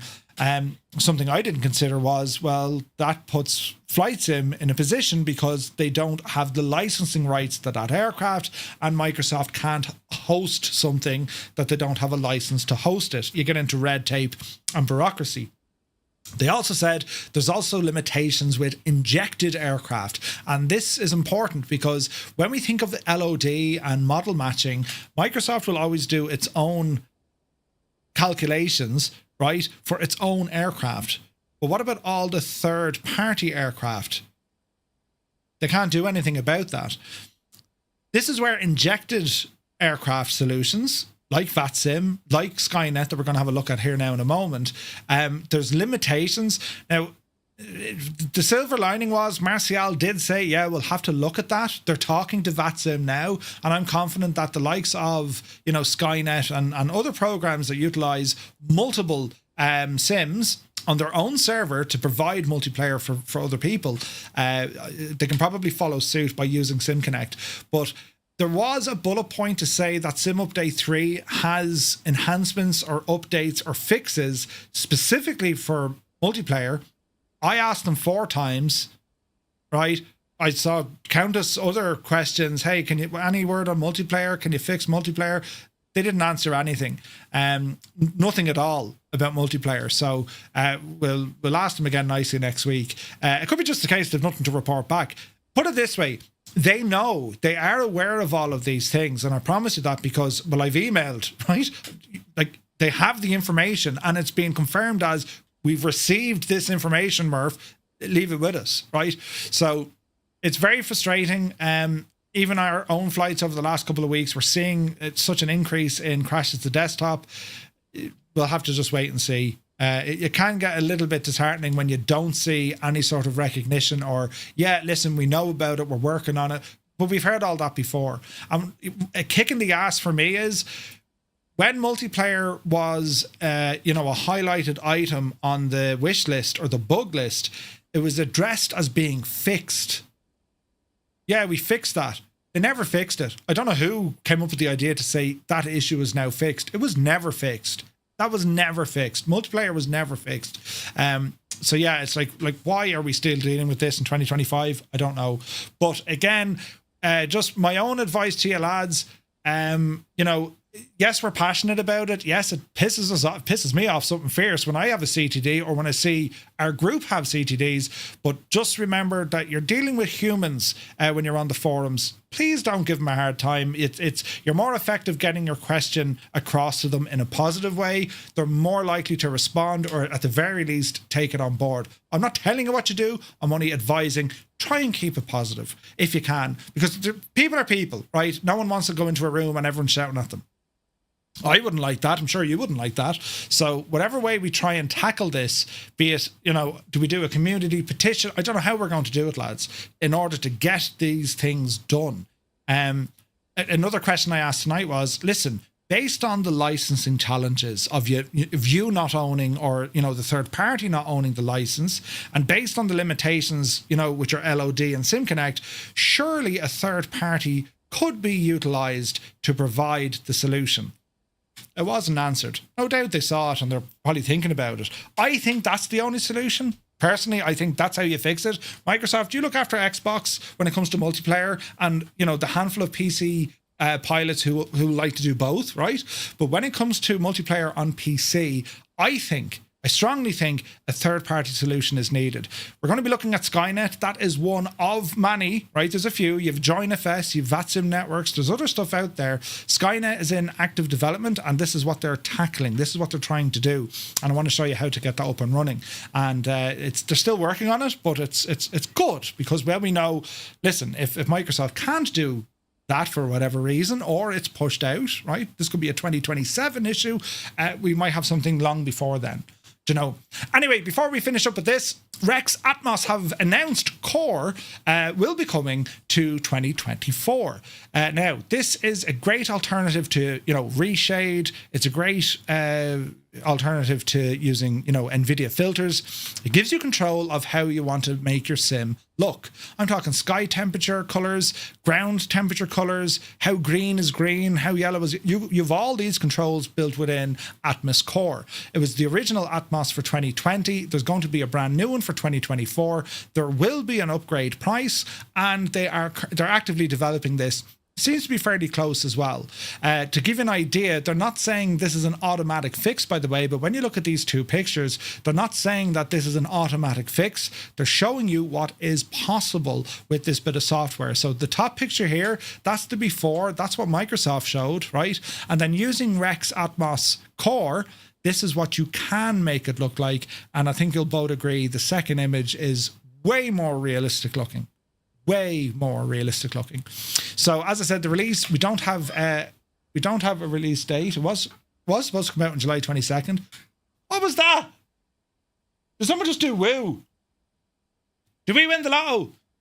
Imagine that. Imagine if I won it live, right? Brilliant. No, we didn't. Anyway, it's a separate product. It is going to be a purchase, but they will have existing customers can expect a discount. Which is interesting. Will Rex Atmos hit more VRAM? I don't know about VRAM. It definitely impacts your system, but not as aggressively I've seen with the likes of the filters. Depends on what you're doing with it, In my honest opinion, it's a great supplement to Reshade. It does things Reshade cannot do. I agree, and Reshade can be quite difficult to really hone in specifically what you're after. Usually with Reshade, you're trying to adjust just one, and next thing, other things change. You're like, my sky colors were perfect. I was just trying to fix, the prop. You know what I mean? That's what this thing does. So as they're getting closer to release, or when they do release it, I'd love to have a chat with the guys from Rex. If not, either way, I'll pick this up when it releases and we'll go through it on a stream to show you what it's all about. Last bit of news here, it's from Pebblats releases their Yak 55 for X-Plane 12. A new X-Plane developer releasing a Yak 55. A single-engine, piston-powered aerobatic aircraft first took flight in 1981.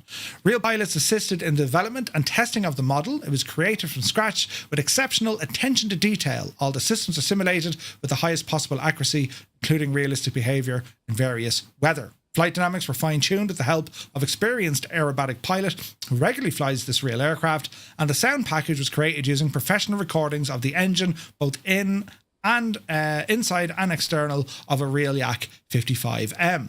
Aircraft is available to buy for X-Plane, priced at $35 US. Quick video here to show you the aircraft in action for those of you who fly on X-Plane.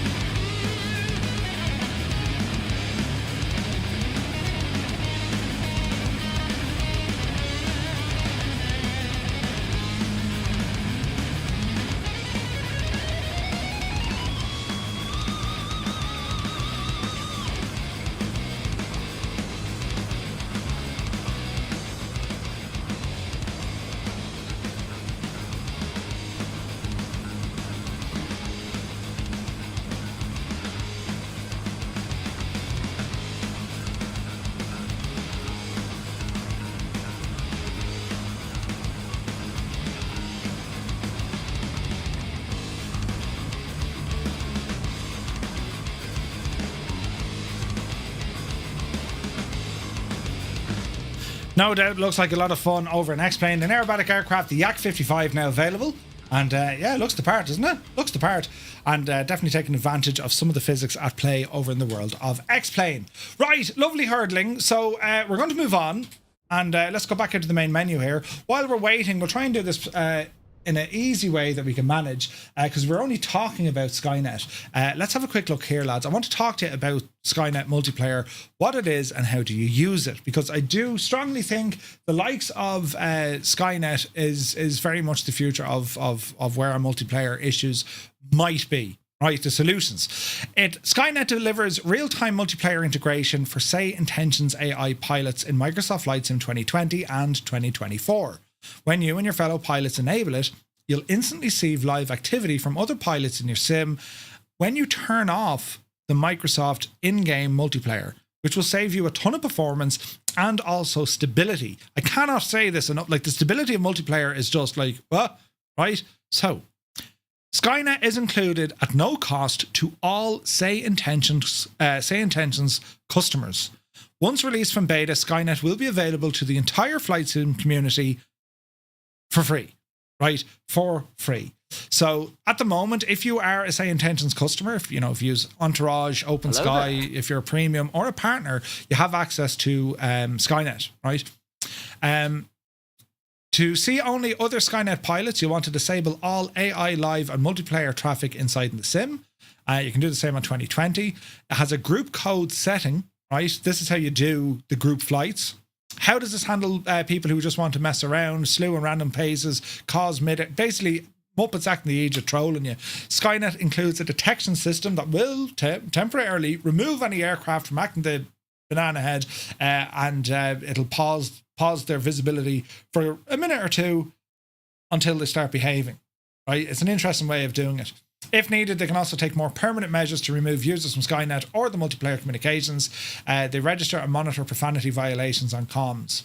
If you encounter a situation where people are not behaving as expected, open a ticket and they'll sort it. Very interesting. NerdDroid, thank you for the follow. Currently, it's going to be working with 2020 and 2024. They're exploring the possibility of bringing it to X-Plane and also P3D. Will I see people in Microsoft Flight Sim 2020 if I'm in 2024 and vice versa? Yes, that is the goal of this product. Will I be able to hear other Say Intention pilots as well as see them? Can I also hear ATC talking? Yes.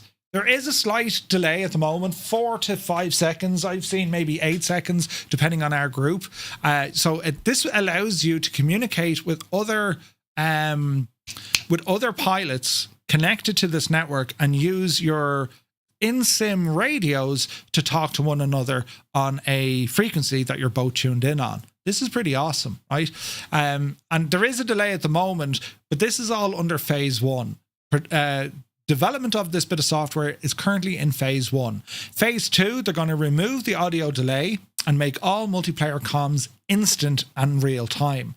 This is going to be incredible when it comes to, VATSIM training, pilot training. This is going to be incredible.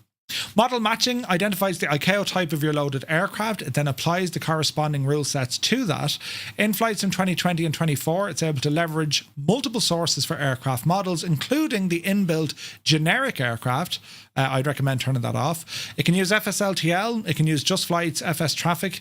And in Flight Sim 24, it's also able to utilize the inbuilt traffic models that were added, all 150 of them, and support for additional libraries and ability to create your own custom mapping will be available. It also works with the IVAO models as well. So you download and run the fly-by-wire installer, right? This is how you install the FSLTL base models. Just install the base. You don't need to install the traffic injector. All right. So that's what the gadget is. To show you what it looks like, right? To show you what it looks like, where is the, here it is. To show you what it looks like on screen, right? On screen, you can go to the flight tracker with Say Intentions, right? And if we were to open up Say Intentions, I want to show you this briefly, right? So we're going to open up the program of Say Intentions. And what this does, if we want to say, right, show me SkyNet pilots only, you see all the options up here on the left-hand side. Or if you want to go to My Group. Now, our group code is TTM, right? So if I save that, Cy Murray is flying on Say Intention. So we can say to the map, hey, only show my group on the map, please. All right. Now, where's their side down there? He's probably in the main menu, right? So it means anyone who's flying with us, you'll be able to see each other on the map. Now, when it comes to nameplates, a lot of folks are asking about nameplates. So all this is going to be available if you order the one-time payment option, or it's going to be only subscription-based. So, Mr. TBHI, welcome in, buddy. When this is released fully, you don't need to be a Say Intentions customer at all. They're making this to be free for all flight sim users, all of them, right? That's the long-term goal of this. This is, when it's finished, it's going to be available to the entire flight sim community. If you want to get access to it now, you need to be a customer in some way, shape, or form of Say Intentions. So you're either a subscriber or you've bought a one-time product off them, like Entourage or something, right? So that'll give you access to this. So when it's finished, this is going to be awesome, I think, right? But anyway, it's very much in active development. What we can see here on the map, this would limit it to our group. Nameplates are not capable yet, and it's not Say Intentions' fault. Just like VATSIM, it's not their fault. Nameplates belong to a SimConnect code. I think it talks to SimVars, but basically it's not active inside the current build of Microsoft Flight Sim, and that includes 2020 and 2024. It works fine in FSX, it works fine in P3D. It's a setting that is turned off currently. That was a question I asked tonight on the dev stream, wasn't answered, but Jorg knows I'm looking for that. So hopefully they turn that on. As soon as they turn that on, that will allow Microsoft to show ingested aircraft nameplates. Again, there's probably red tape or bureaucracy, because if someone has, a weird or, mad looking name, well, it doesn't look great if Microsoft are hosting that. You know what I'm saying? So I imagine there's a bit of red tape there. But with SkyNet, to use this bit of software, as you load up your Say Intentions app, right, you go into the options, little gear cog, and you come over here to the multiplayer tab. Two things here are of vital importance. Number one, allow my audio to be heard by other Say Intention pilots. That just means that if this is turned on, you can communicate to other people flying on that network or in your group. If you don't have that turned on, you can't speak to them. Chatter, I leave everything off except for live multiplayer proximity. That means I can only hear other live Say Intentions pilots who are currently within radio range and talking on the same frequency. I've enabled SkyNet multiplayer traffic, and the group code is TTM. All right. So this works. It's still in phase 1. I've seen a couple of issues just with the app. It's running up a bit of CPU usage. They're addressing that right now. And there's other fixes and enhancements coming into this as well. But if you are interested in this, again, we need to you need to encourage devs to do stuff, because they're very, very busy on their AI living world, traffic injection, scheduling, and all of this kind of stuff. But I think for us with multiplayer, we are going to get a solution far quicker with Say Intentions than we are, I think, with Microsoft. And granted, this only puts us at ease with our PC pilots, doesn't put us at ease with our Xbox. But then at least if, when it comes to a group flight, the vast majority of our pilots are on PC. I can stick into Xbox as well, so at least folks can see everyone. So this is a thing, right? This is a thing. I was only chatting with Brian earlier on today, Brian from Say Intentions. And we're just, I wreck his head because I must give him terrible ideas all the time. I'm like, listen, I have an idea. And he's like, right, Murph, I'm sitting down, be gentle, right? Something he's just literally turned on precisely 6 minutes ago, because he just DM'd me. We were saying, okay, listen, if there's no way for us to see a nameplate, but we're looking at the map and we can see an aircraft beside us, right? Well, Say Intentions only today, they've created a brand new API that'll make your co-pilot or your cabin crew or even ATC say whatever you want. Using the Say As, right? Say As API, you can send custom API calls into Say Intentions.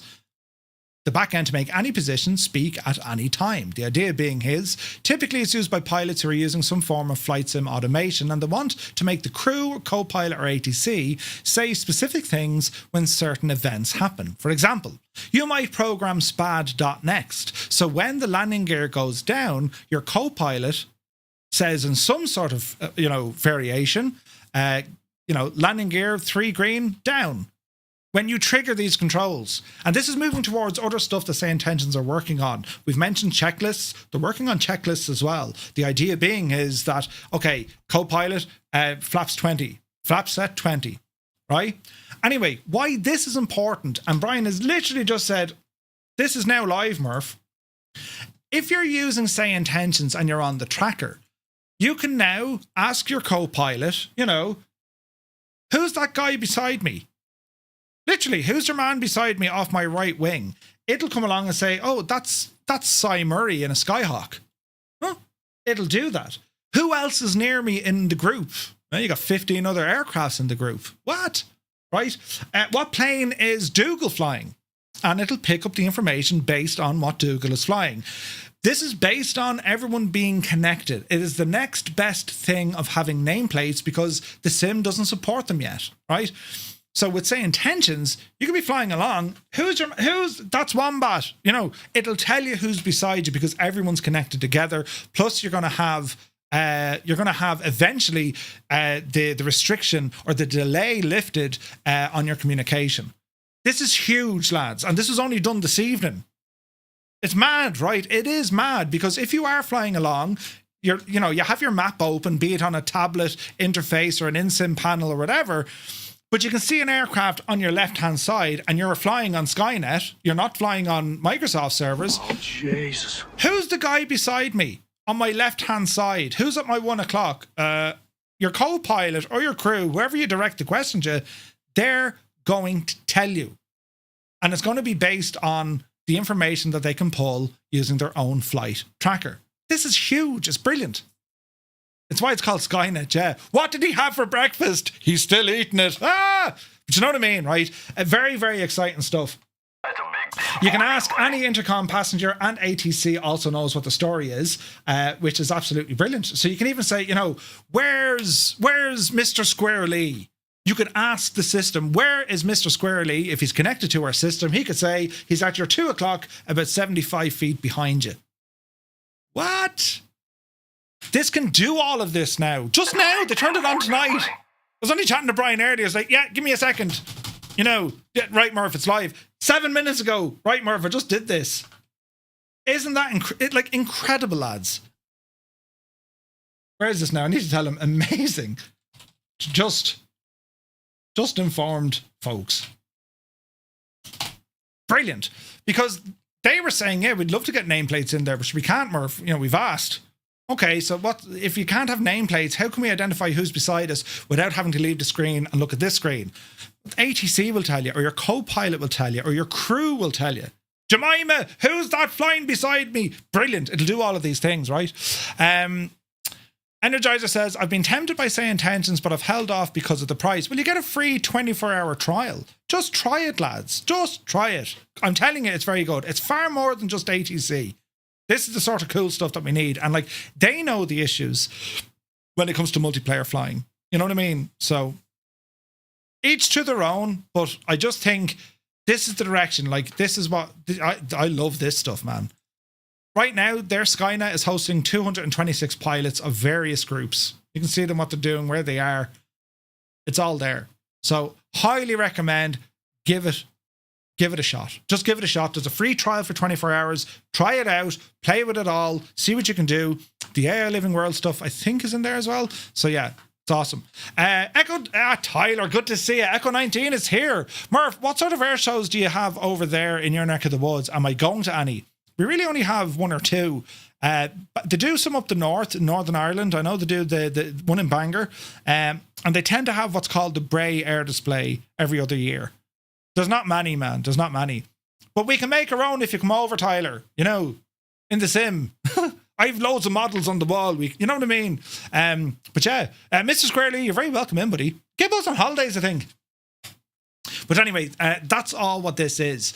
And this new API, the Say As API, this again just added tonight. Just tonight, and now you can have a way to push your sim actions to give you responses, to give you gear down, Roger. And as I said, this is all moving towards when it comes to their checklists, a version 2 checklist. It's a project on the horizon that they're going to be working on. All their effort is going into the AI living world right now, and the idea being when checklist version 2 is released, you'll be able to do mad stuff. The sim will fly your plane. You just tell it what to do. But yeah, it's exciting stuff from Say Intentions. As I said, lads, it's far more than just the ATC. If you're interested in SkyNet, SkyOps, actually that's another little change. I think that was just done tonight with SkyOps, right? Let's have a look. If I go to Intercom, SkyOps, and we say Murph, there was something. Where is this now? There was something added.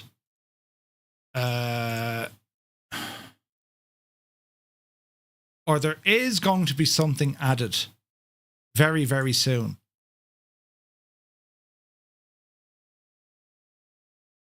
Something is going to be added very, very soon. And it was based on, on SkyOps, when you get the, when you get a mission and it gives you the alarm blast, the noise of it, right? They're working on giving us additional ways in which you can have your own sounds, or they'll give you different sounds. If that was a little bit overpowering, you're sitting on the ramp and next thing awooga, well, it'll play something else. These are other little quality of life things being put in there. So massive shout out to Say Intentions. They're doing so much cool stuff, lads, and they need your feedback. It's vitally important. We need to give them the feedback. If we're not telling them if things are breaking, they continue on as normal. At the end of every flight, you get like a summary. How was that? Or if you have a bug in the middle of your flight, you just click on the flight ID. Once you're connected to the sim, if I click new flight, it'll probably detect that we're in the main menu. So it's like, yeah, look, you're in the main menu, you big idiot. But the idea being the idea here is it gives you a flight ID. Click on the flight ID, send it on to Say Intentions. Their rapid response in their Discord, lads, I have an issue. This is my flight ID. They'll be on it straight away. They'll say, yeah, we can see what went wrong there. You know what I mean? But it's vital we give them the feedback. There's no point saying I don't like this program. They need the feedback. If you're seeing issues, let them know what the issues are. They mightn't be able to fix it overnight, but they really need the feedback. That's how they make it better. You know what I mean? But anyway, so that's all from Say Intentions. Incredible stuff. We've seen it time and time again. They are on the bleeding edge of like putting stuff into our sim. And Say As API is a great idea, but it'll definitely now help along when it comes to SkyNet, especially when you're looking at the map to say, who's this guy flying beside me? Well, that's Triforce, or that's MuseFan, or it's Black Sheep Gene. He's stalking you at your 3 o'clock. Right? Do you know what I mean? Practically Geek Murph, I need to try this now. I've not pulled the trigger, but I may trial it. Do me a favor, drop us a DM there, Practically Geek, will you? Just drop me a DM. And it's just class. It's just class. Captain Nate, good to see you, buddy. Now, is Seb still here? Seb, are you alive? Are you awake, Seb? Seb. Keep calling Seb and he'll answer. Look at this mad looking devil. This is an upcoming freeware helicopter currently in development for Microsoft Flight Sim. And it is what's called a CAMOV. You've heard it right, friends. A CAMOV entered production back in 1969. And it was a Soviet light utility helicopter.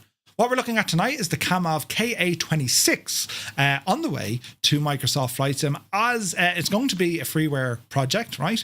Already we have a sprayer, we have an aero taxi, and we just have one without. Let's go with the sprayer because I think it looks absolutely mad.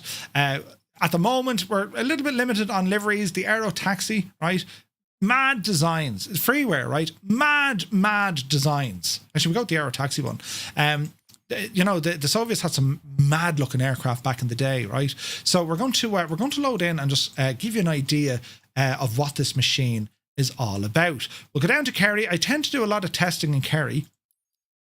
It's gentle on the frames and there's decent scenery. So let me see, bring this back and we'll load in. And I want to show you what this machine is all about. Now Seb is here, so we'll get Seb to jump on the old chatter meringue with us if he's available. Hang on there now, Seb, me flower. Seb, do you want to come on voice or do you want to stay in the chat? Either is grand. It's up to you. Because you'll explain this thing far better than I can. Look at this mad looking thing. Looks like a bug. Yeah. It's mad looking, isn't it? So Seb will let us know the story in terms of release dates and all this. But as I said, it is... Now, will this work?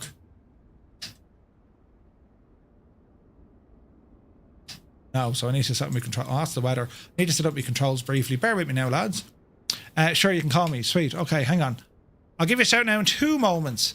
Jemima is going to strike till Murph gives her a raise. Listen, Jemima's grand.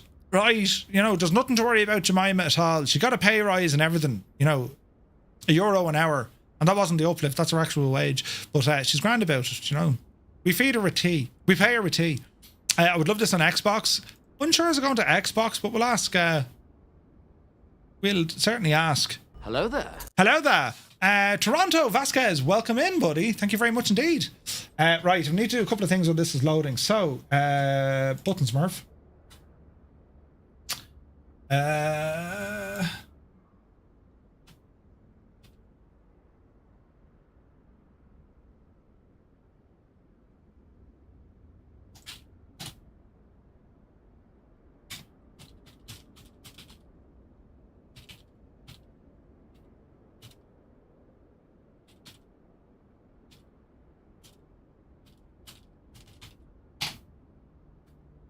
Now, there we go. Practically Geek, I've just sent you a DM.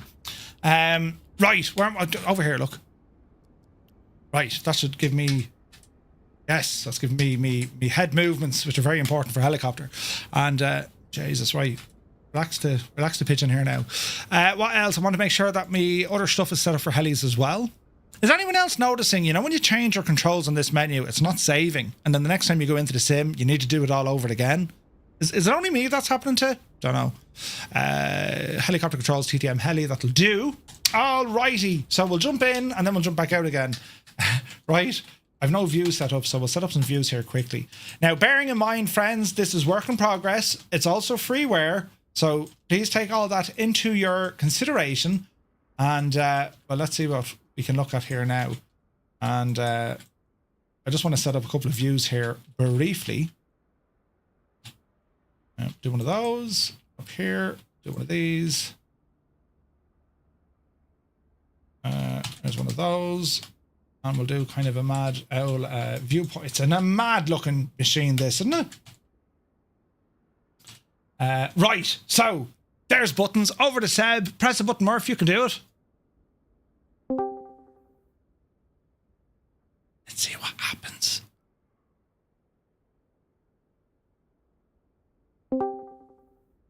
Hello? Hello. Seb, where are we at? Are we here? We're here. We're live. How's it going? Oh, Jesus Christ. Yeah. You're in your pajamas. It's late at night. Seb, what can you tell us about this machine? I mean, the real world has caught up in you something fierce. This has been a bit of a passion project you've worked in your spare time in the background. Yeah. And you kind of have it at a stage where it's getting close, right? So what can you tell us about it? I mean, we know from you, from over the years, you tend to get attracted to mad-looking aircraft, very interesting-looking aircraft, and this has to be up there with the maddest-looking one. So what do we have? What's the story here? Well, it's a helicopter with more than one main rotor. Yes. It's driven by 2 radial engines. Ooh. It's Soviet, very Soviet. And it's fun. It looks funky. It looks funky. Radial engines and the rotors here, there's far more than cosmetics gone into this. You've actually spent a lot of time coding physics when it comes to this. Yes. So, I mean, I've been working on this project for 6 years, I think. I mean, way long before I started Cockspur, and this is not a Cockspur product. Mhm. That's very important. This is a totally separate thing. But yeah, I've been away from flight sim for a while. Yes. And people knew that. I mean, depression is a real thing. Mm-hmm. And I had to step away for a while and find my spark, get my mojo back. So when I was right now, I'm the lead developer at Microprose. When they offered me that job, I sort of like the spark reignited, and I've always loved the coaxial helicopters. They are really interesting from a mechanical point of view. So I started playing around with the physics and seeing what was actually possible natively in Microsoft Flight Simulator. And after 3 months, I cracked it. I managed to actually simulate the physics with like fluid dynamics. Ooh. So, and like I said, I had these models since way back. So I brought them up again from an old hard drive, and I got the band back together, like the old guys from when we first started the Helix Collective, which was originally planned for X-Plane 11. I was like, hey, anyone want to do it again? And yeah, we got some new people over as well. We have the guys from Hungary VFR are on board as well and are really doing amazing stuff. And we have, actual pilots for, like I said, it's this one is the one that's come the furthest in development, but we also have a KA-27 and a 32 that we're working on. So yeah, it's a very interesting funny helicopters. Yeah, man, it's a very interesting and, as you say, funky looking machine. I mean, the Soviets did put out some absolute bangers over the years. You'd look at them and you say, that never flew. We just wouldn't have seen them, of course. But yeah, it's like interesting update as well, Seb. I mean, you touch on a lot of stuff for flight sim from a developer standpoint, as you quite rightfully said. I mean, the Spark, right? 24 was a huge challenge to a lot of developers. Huge. Yeah, because it especially as like, one or two man team. I mean, I am like all developers, when 2024 was released, the sales plummeted. Yeah. And I had to take a serious look at what I was going to do. Many developers threw in the towel and said, right, I'm done. I didn't want to do that because I love my job. But at the same time, there was so much hate going around. Yeah. And I couldn't deal with it. So now that I have a stable job, I just really want to do something freeware. And for me, this is my doing these helicopters is my relaxing time. And this is a freeware product, so is it being built for just Flight Sim 24? Will it be on 2020? I mean, right now it's for 2024 because there are some things that we need from 2024 to actually make them work the way that I want them to work. Okay, makes total sense. So, the aircraft itself, I mean, we had FlightFX on earlier on, and we were saying, a how can you follow up that, Yeah, right. But like a huge advantage, of course, is getting access to the real aircraft. Is that the case with this machine with you, or I mean, have you to? the actual one that you're looking at right now is my reference. Okay. So that one I have access to. And then on the 8th of August, I'm going down to Hungary to see them, to spend time with actual flying ones. Because it's spray season down there. So they will be out working, and I've arranged for a few things with some pilots down there. Sweet. So in terms of, we don't have to stick to any dates here, Seb, because I mean it's an active. There are no dates. There's no dates, so it's in active development. When it's ready, it's ready. Yeah. You'll be somewhat. But the thing is, I want to release this as a as an open beta. Okay. That's the plan, because I want to get the community involved ASAP, but I also don't want to get something out there that will like kill the vibe of those who really want to fly this in flight sim. Yeah. So we want to get something out there that's, you know, it's at a good standard. So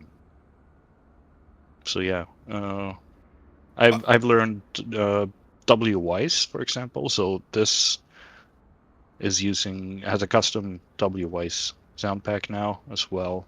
Wow. Every single audio is from a real helicopter, all the switches and clicks and stuff like that. So yeah. So it's a new venture, but as you say, it's not new so far as, you know, you just started this in the morning. This has been a passion project over the last 6 years.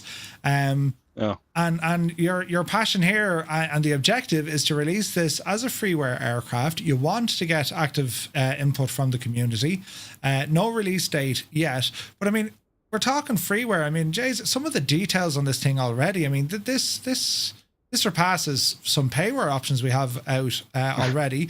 You know, we got 3D gauges here, and there's texture work at play, and all the gauges that you should be able to read the serial number on most gauges, like the clock, for instance, and stuff like that. And if there's a serial number on there, it's actually my real physical gauge that I have on my shelf.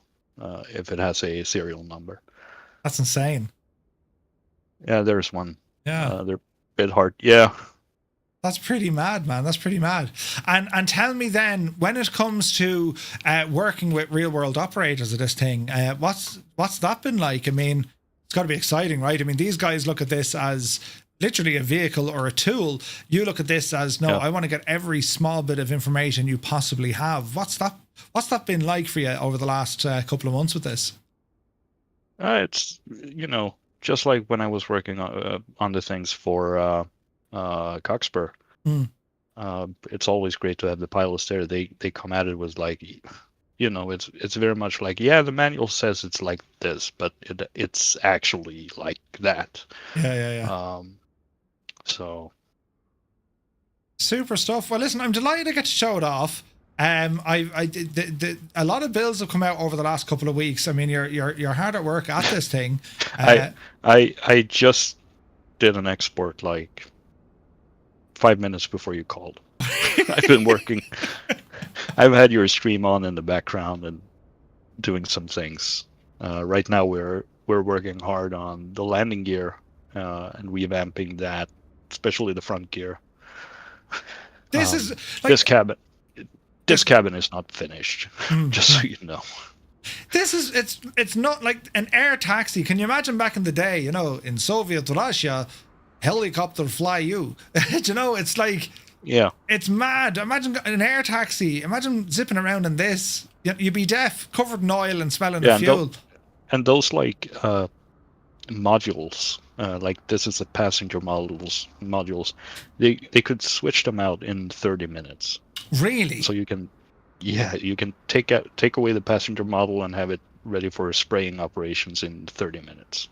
Man, that's incredible. Such a unique design. And what's really interesting about this project, of course, is the what are they called? Biaxial or twin axle rotors?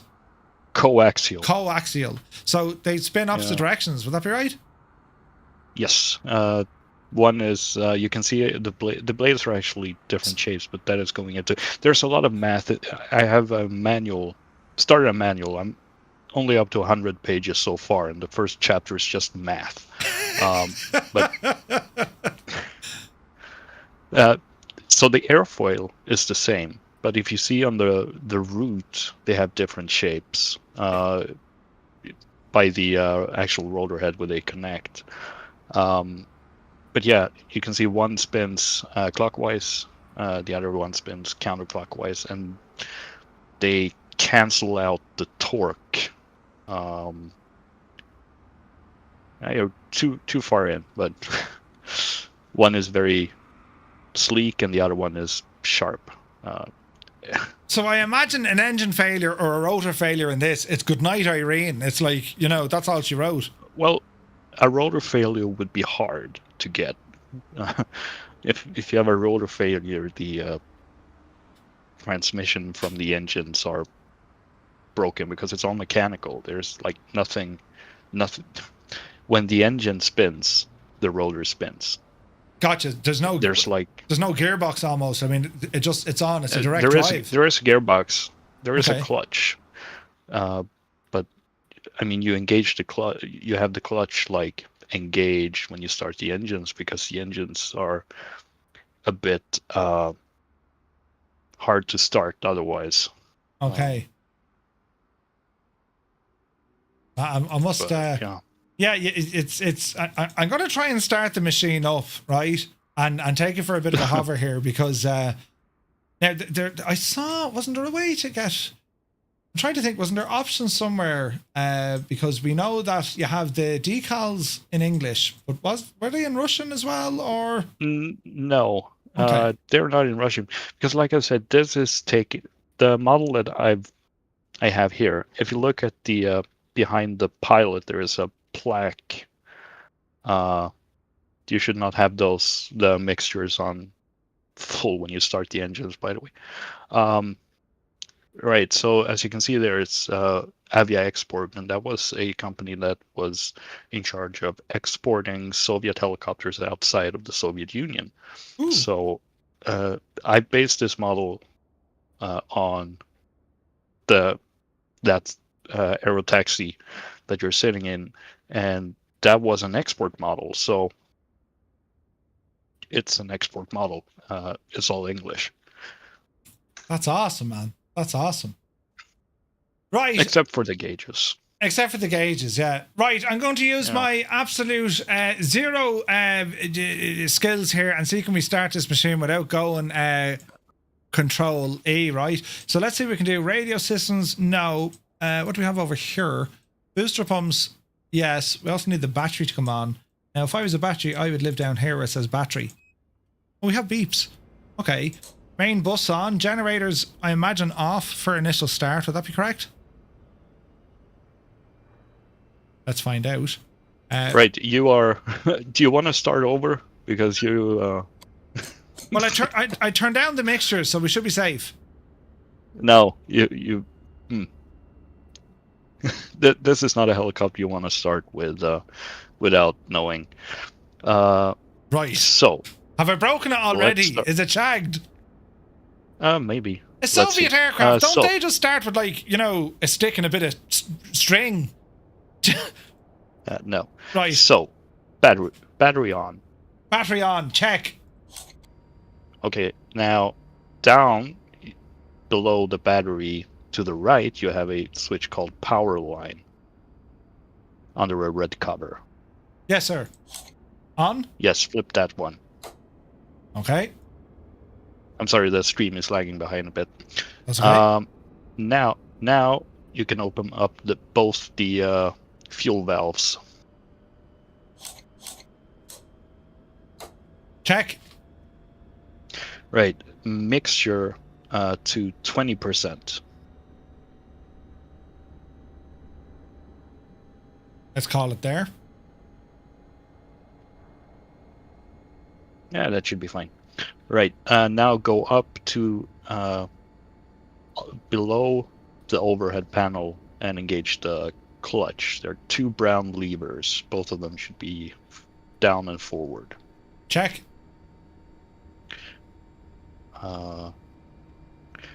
So now you want to do put the magnetos to engine 1 to both. Check.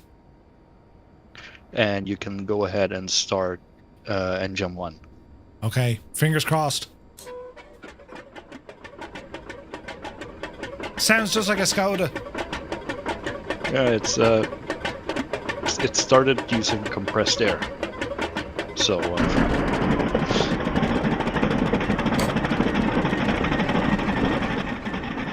sounds like good Soviet tractor. yeah. Right, now you want to get your inverters and generators on. So right next to the battery switch, there is a series of uncovered switches. Okay, put them all on. Yeah, all of them. Check. Right, now you want to press the second engine starter. Mags are off now, yeah? Yep. Okay. And then flip the magnetos to both.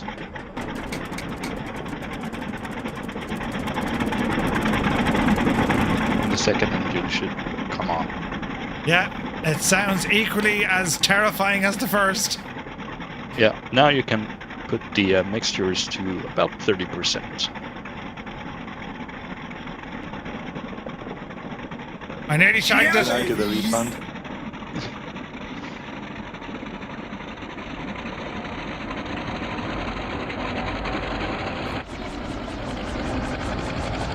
Now, if you watch the tachometers and the rotor RPM gauges, they should rise. I mean, they're jumping around a lot, but that is just how it is. That's They're normal. not an exact science. Yeah, it's not an exact science. Grizzle is here. Thanks for the raid earlier, buddy. Sorry, Seb, continue. This is all terribly important. When they average out at around 80%, you can put the mixtures to 100.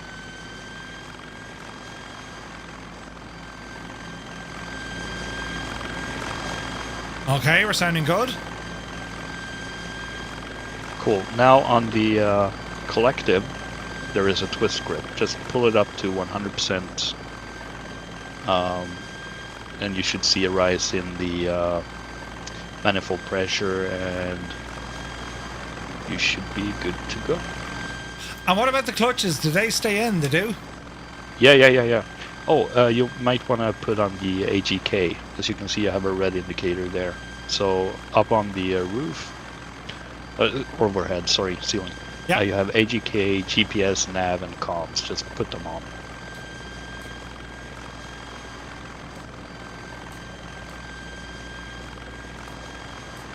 No, not. Yeah, well, you have the lighting, but. Yeah. All right. And, we look and then at- the AGK as well. Cool. Yeah. Yeah, now you're good to go. We're good. You might want to open up the cowl flaps though, the engine cooling. So that is on the side panel, above the door. You have two switches called engine cooling. Just put them to open. Okay. This is mad You looking. can turn up. You can turn up the booster pump as well. Turn on the booster pump. Yeah, that's up. Yeah, you can turn it off. You don't need it. Roger. That's off. And that should be it. Awesome stuff. Right, I'm going to attempt to fly this now. But Seb, do keep us up to date with... Jesus. Do keep us up to date with the development on how she goes. I'll be happy to show future builds of this. And as we start getting closer to release, maybe jump back in and give us an owl update. Yeah. Sounds good. Awesome stuff. Right. Right. Seb, thank you very much indeed. And it's time for bed where you are. So good night. Yes. Bye. Look at this big Aegis. All right, that was Seb, lads. You might remind Seb from Cockspur working on this aircraft. It's going to be a freeware aircraft. Listen to the sounds of this.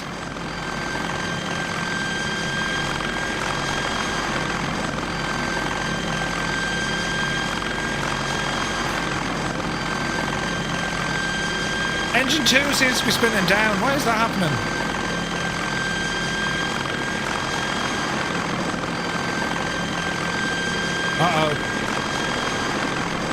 It ain't liking that.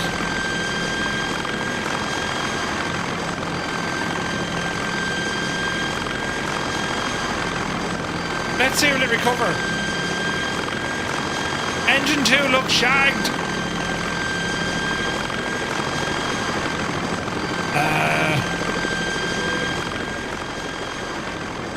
Come on, engine 2. Oh dear. Oh dear. It's all gone pear-shaped. Engine 1 looks good, but oh, Jesus.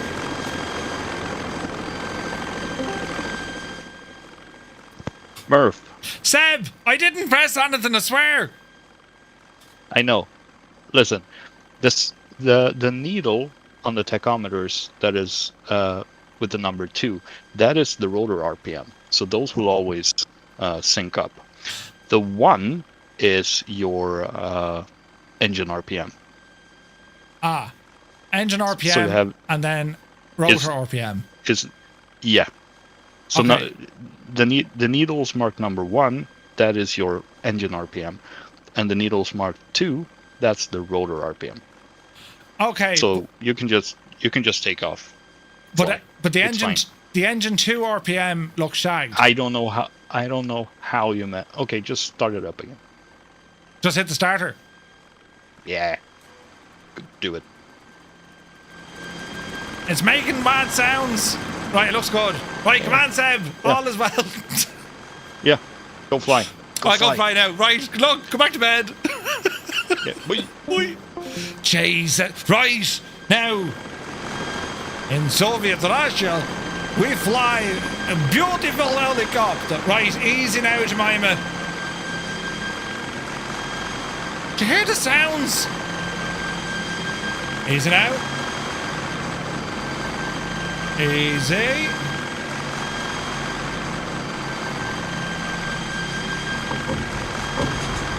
This thing is friggin' nuts.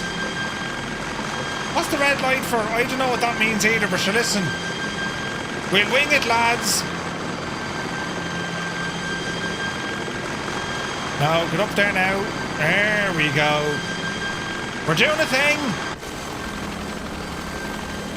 Sort of nearly.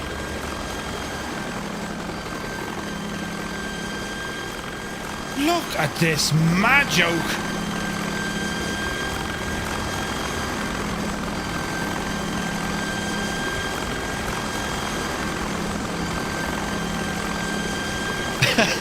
In Soviet Russia, red light means good. What about green light? Green light bad. Jesus. This is Kerry, Echo India Kilo Yankee from Innyvilles. Terribly nice.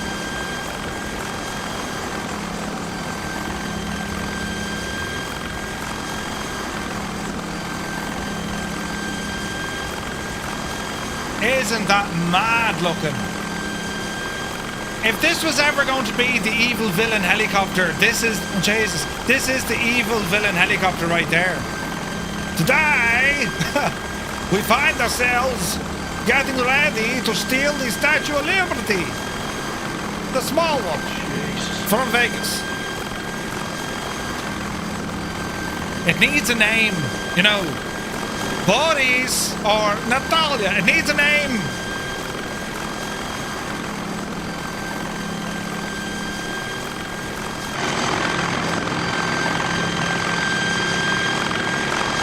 It sounds like a hedge trimmers needing oil or something. Very nice. A very unique flying characteristics.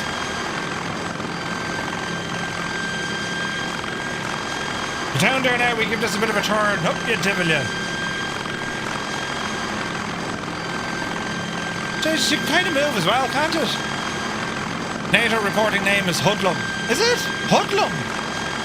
Hoodlum.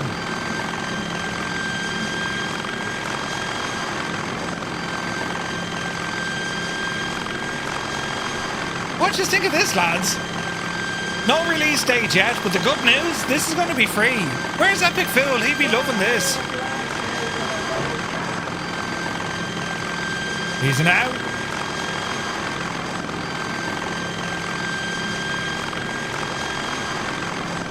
Does it run on vodka? Vodka and potato. What a machine.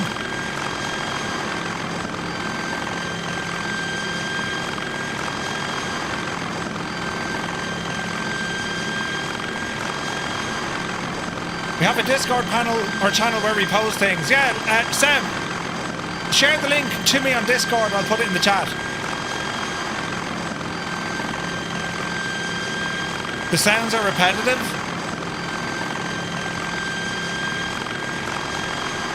Yeah, well, it's not finished yet, to be fair.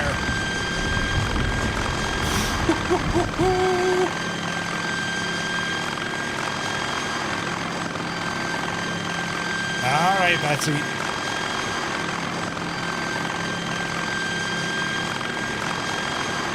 It looked like someone saw an egg beater in the 1950s and said, I bet I can make that fly.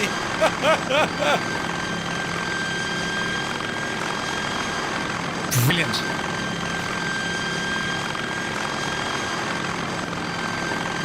Multitasking now like a complete and utter idiot. Hang on.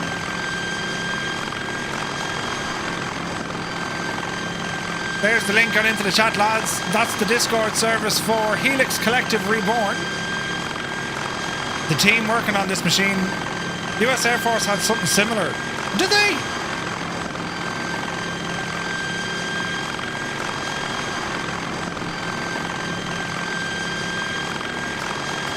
All right.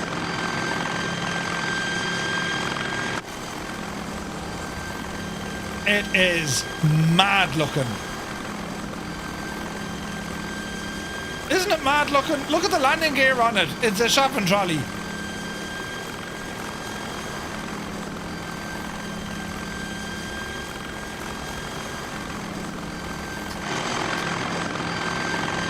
Alright, easy does it now, Jemima. Easy. Easy.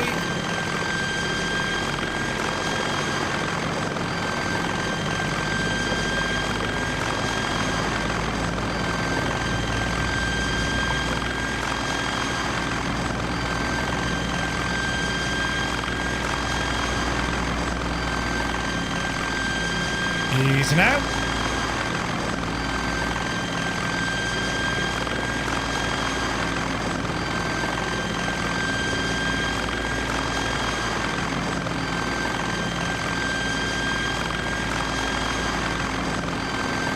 Your man in the Gulf Stream is looking over going, what the hell is that?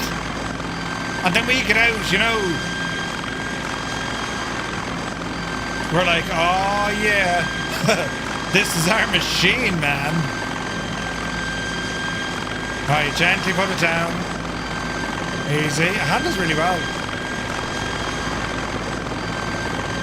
All right, we're down. Park and brake, if it has one. Couldn't tell you if it does.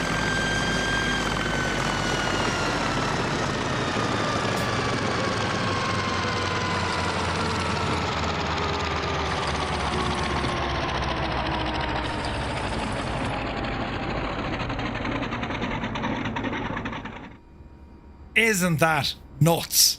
Isn't it nuts? And it's going to be freeware. That's bananas, isn't it? Right? How'd you know a pilot of the Kamov? How are you? It's nice to meet you. Right? The poor devil will be shaking. Beardy, good to see you, buddy. Yeah, great stuff, Seb. Excited to see this, man. Excited to see this. Pretty cool, right? Pretty cool. I can finally hear myself think again. Dull, right? Your head has been shaken.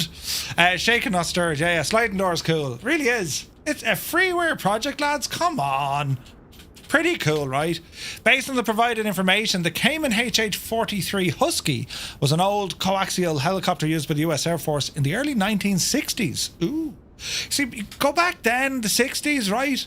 You know, the Russians did this thing, or the Soviets did this thing, the Yanks would do that thing. You know what I mean? I can practically geek. Hang on there now. Discord. Copy. Can I copy that, please? Please. And can we paste it? Ah, Jesus, I copied the wrong one. There we go. Copy that. Right, lads, there's the link to the Discord in the chat for you, for all to see. Do be sure to check it out. So, Murray, you think you saw one of these in Bulgaria? Ooh, nice, man, nice. It's got to be the ugliest looking Soviet heli, and I would love it with all my life. Right? You know what I mean? Today, we fly helicopters not because they are pretty, but because they are not pretty. Right. A friend's grandpa was a pilot for a HH-43 and said they were interesting to fly. Ooh, nice. Nice. Yeah, the 60s, they all smoked tobacco. They were off their faces, lads. It was brilliant. But anyway, lads, that is going to do it for our live stream tonight. I want to thank you all so very, very much indeed for tuning in, spending your time with us. A massive shout out to the MSFS official Twitch channel, to Jane and all the team for the raid. To FlightFX, we had Marwan, we had Luke, and of course we had Nick, giving us great insight of their brand new released Citation X. Great stuff. Massive shout out to Brian and the team over at Say Intentions. They got a whole load of stuff ready for us this evening, including the new Say As API, which is pretty awesome. I'm very much looking forward to using SkyNet very soon. And of course then to Seb and everyone involved at the Helix Collective Reborn, working on the Kamov KA-26. This is going to be a freeware helicopter in Flight Sim 2024. And no release date yet. It's an early look. It's to whet the appetite to say, do you know what? Yeah, I'm looking forward to this mad looking machine. I'll be back tomorrow. We're a daytime stream tomorrow, 1100 Zulu. We're going to be flying in the updated AccuSim Aerostar, the Doherty board edition, and we're also going to be using some on-air company as we do some career stuff in that and explore it. And then tomorrow night, also tomorrow during the day, we're also going to plan for our VATSIM flight, which is happening tomorrow night at 1900, where we fly from Appleton down to the nation's capital of Washington, DC. That's all happening tomorrow. Busy day ahead of us tomorrow, and I'd love it if you can stop by and say hello. Right, because we have the crack. Also, the support tonight, lads, it was absolutely incredible. I can't thank you all so very much indeed. We were raided left, right, and centre. We got subs and gifted subs and gifts on top of gifted subs. It was just amazing support shown by our community here tonight, and I want to thank you all so very, very much indeed. Absolutely incredible. So, Britain DC, are you streaming? Hang on now. What time do you stream on Britain? I never get a chance to stream you. You're always he's live and then he's not. But yeah, it's all going to be happening. We're going to be flying into Washington tomorrow night. Right, 1900 Zulu is when we start. Appleton heading on our way down. We'll go through our full VATSIM briefing tomorrow, just after we finish up with our Aerostar flight. So expect probably around 1400 Zulu, maybe 1300 Zulu, and we'll look at all the various NOTAMs. We'll check out the sceneries, make sure they're working. I'm planning on flying the Phoenix A319, and very, very much looking forward to this one. So guys, I can't thank you enough. Thanks a million, and we shall see you all tomorrow, 1100 Zulu, and then again at 1900 Zulu. Double streams for the win. Until then, have a pleasant evening, and we'll see you in the next one.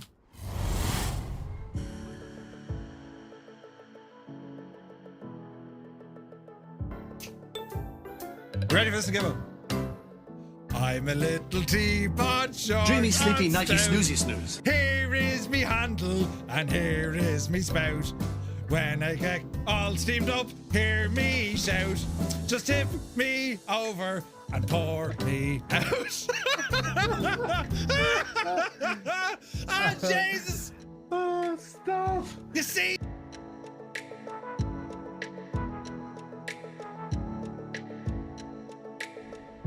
Lads are over there, so we'll have to do a bit of a chicane here. Mother of Jesus! Give out! What the hell? I'm 2 years old. Did you just see what happened to give? Are you in the drink? You ended up in the Water. This is possible. Did you just see what?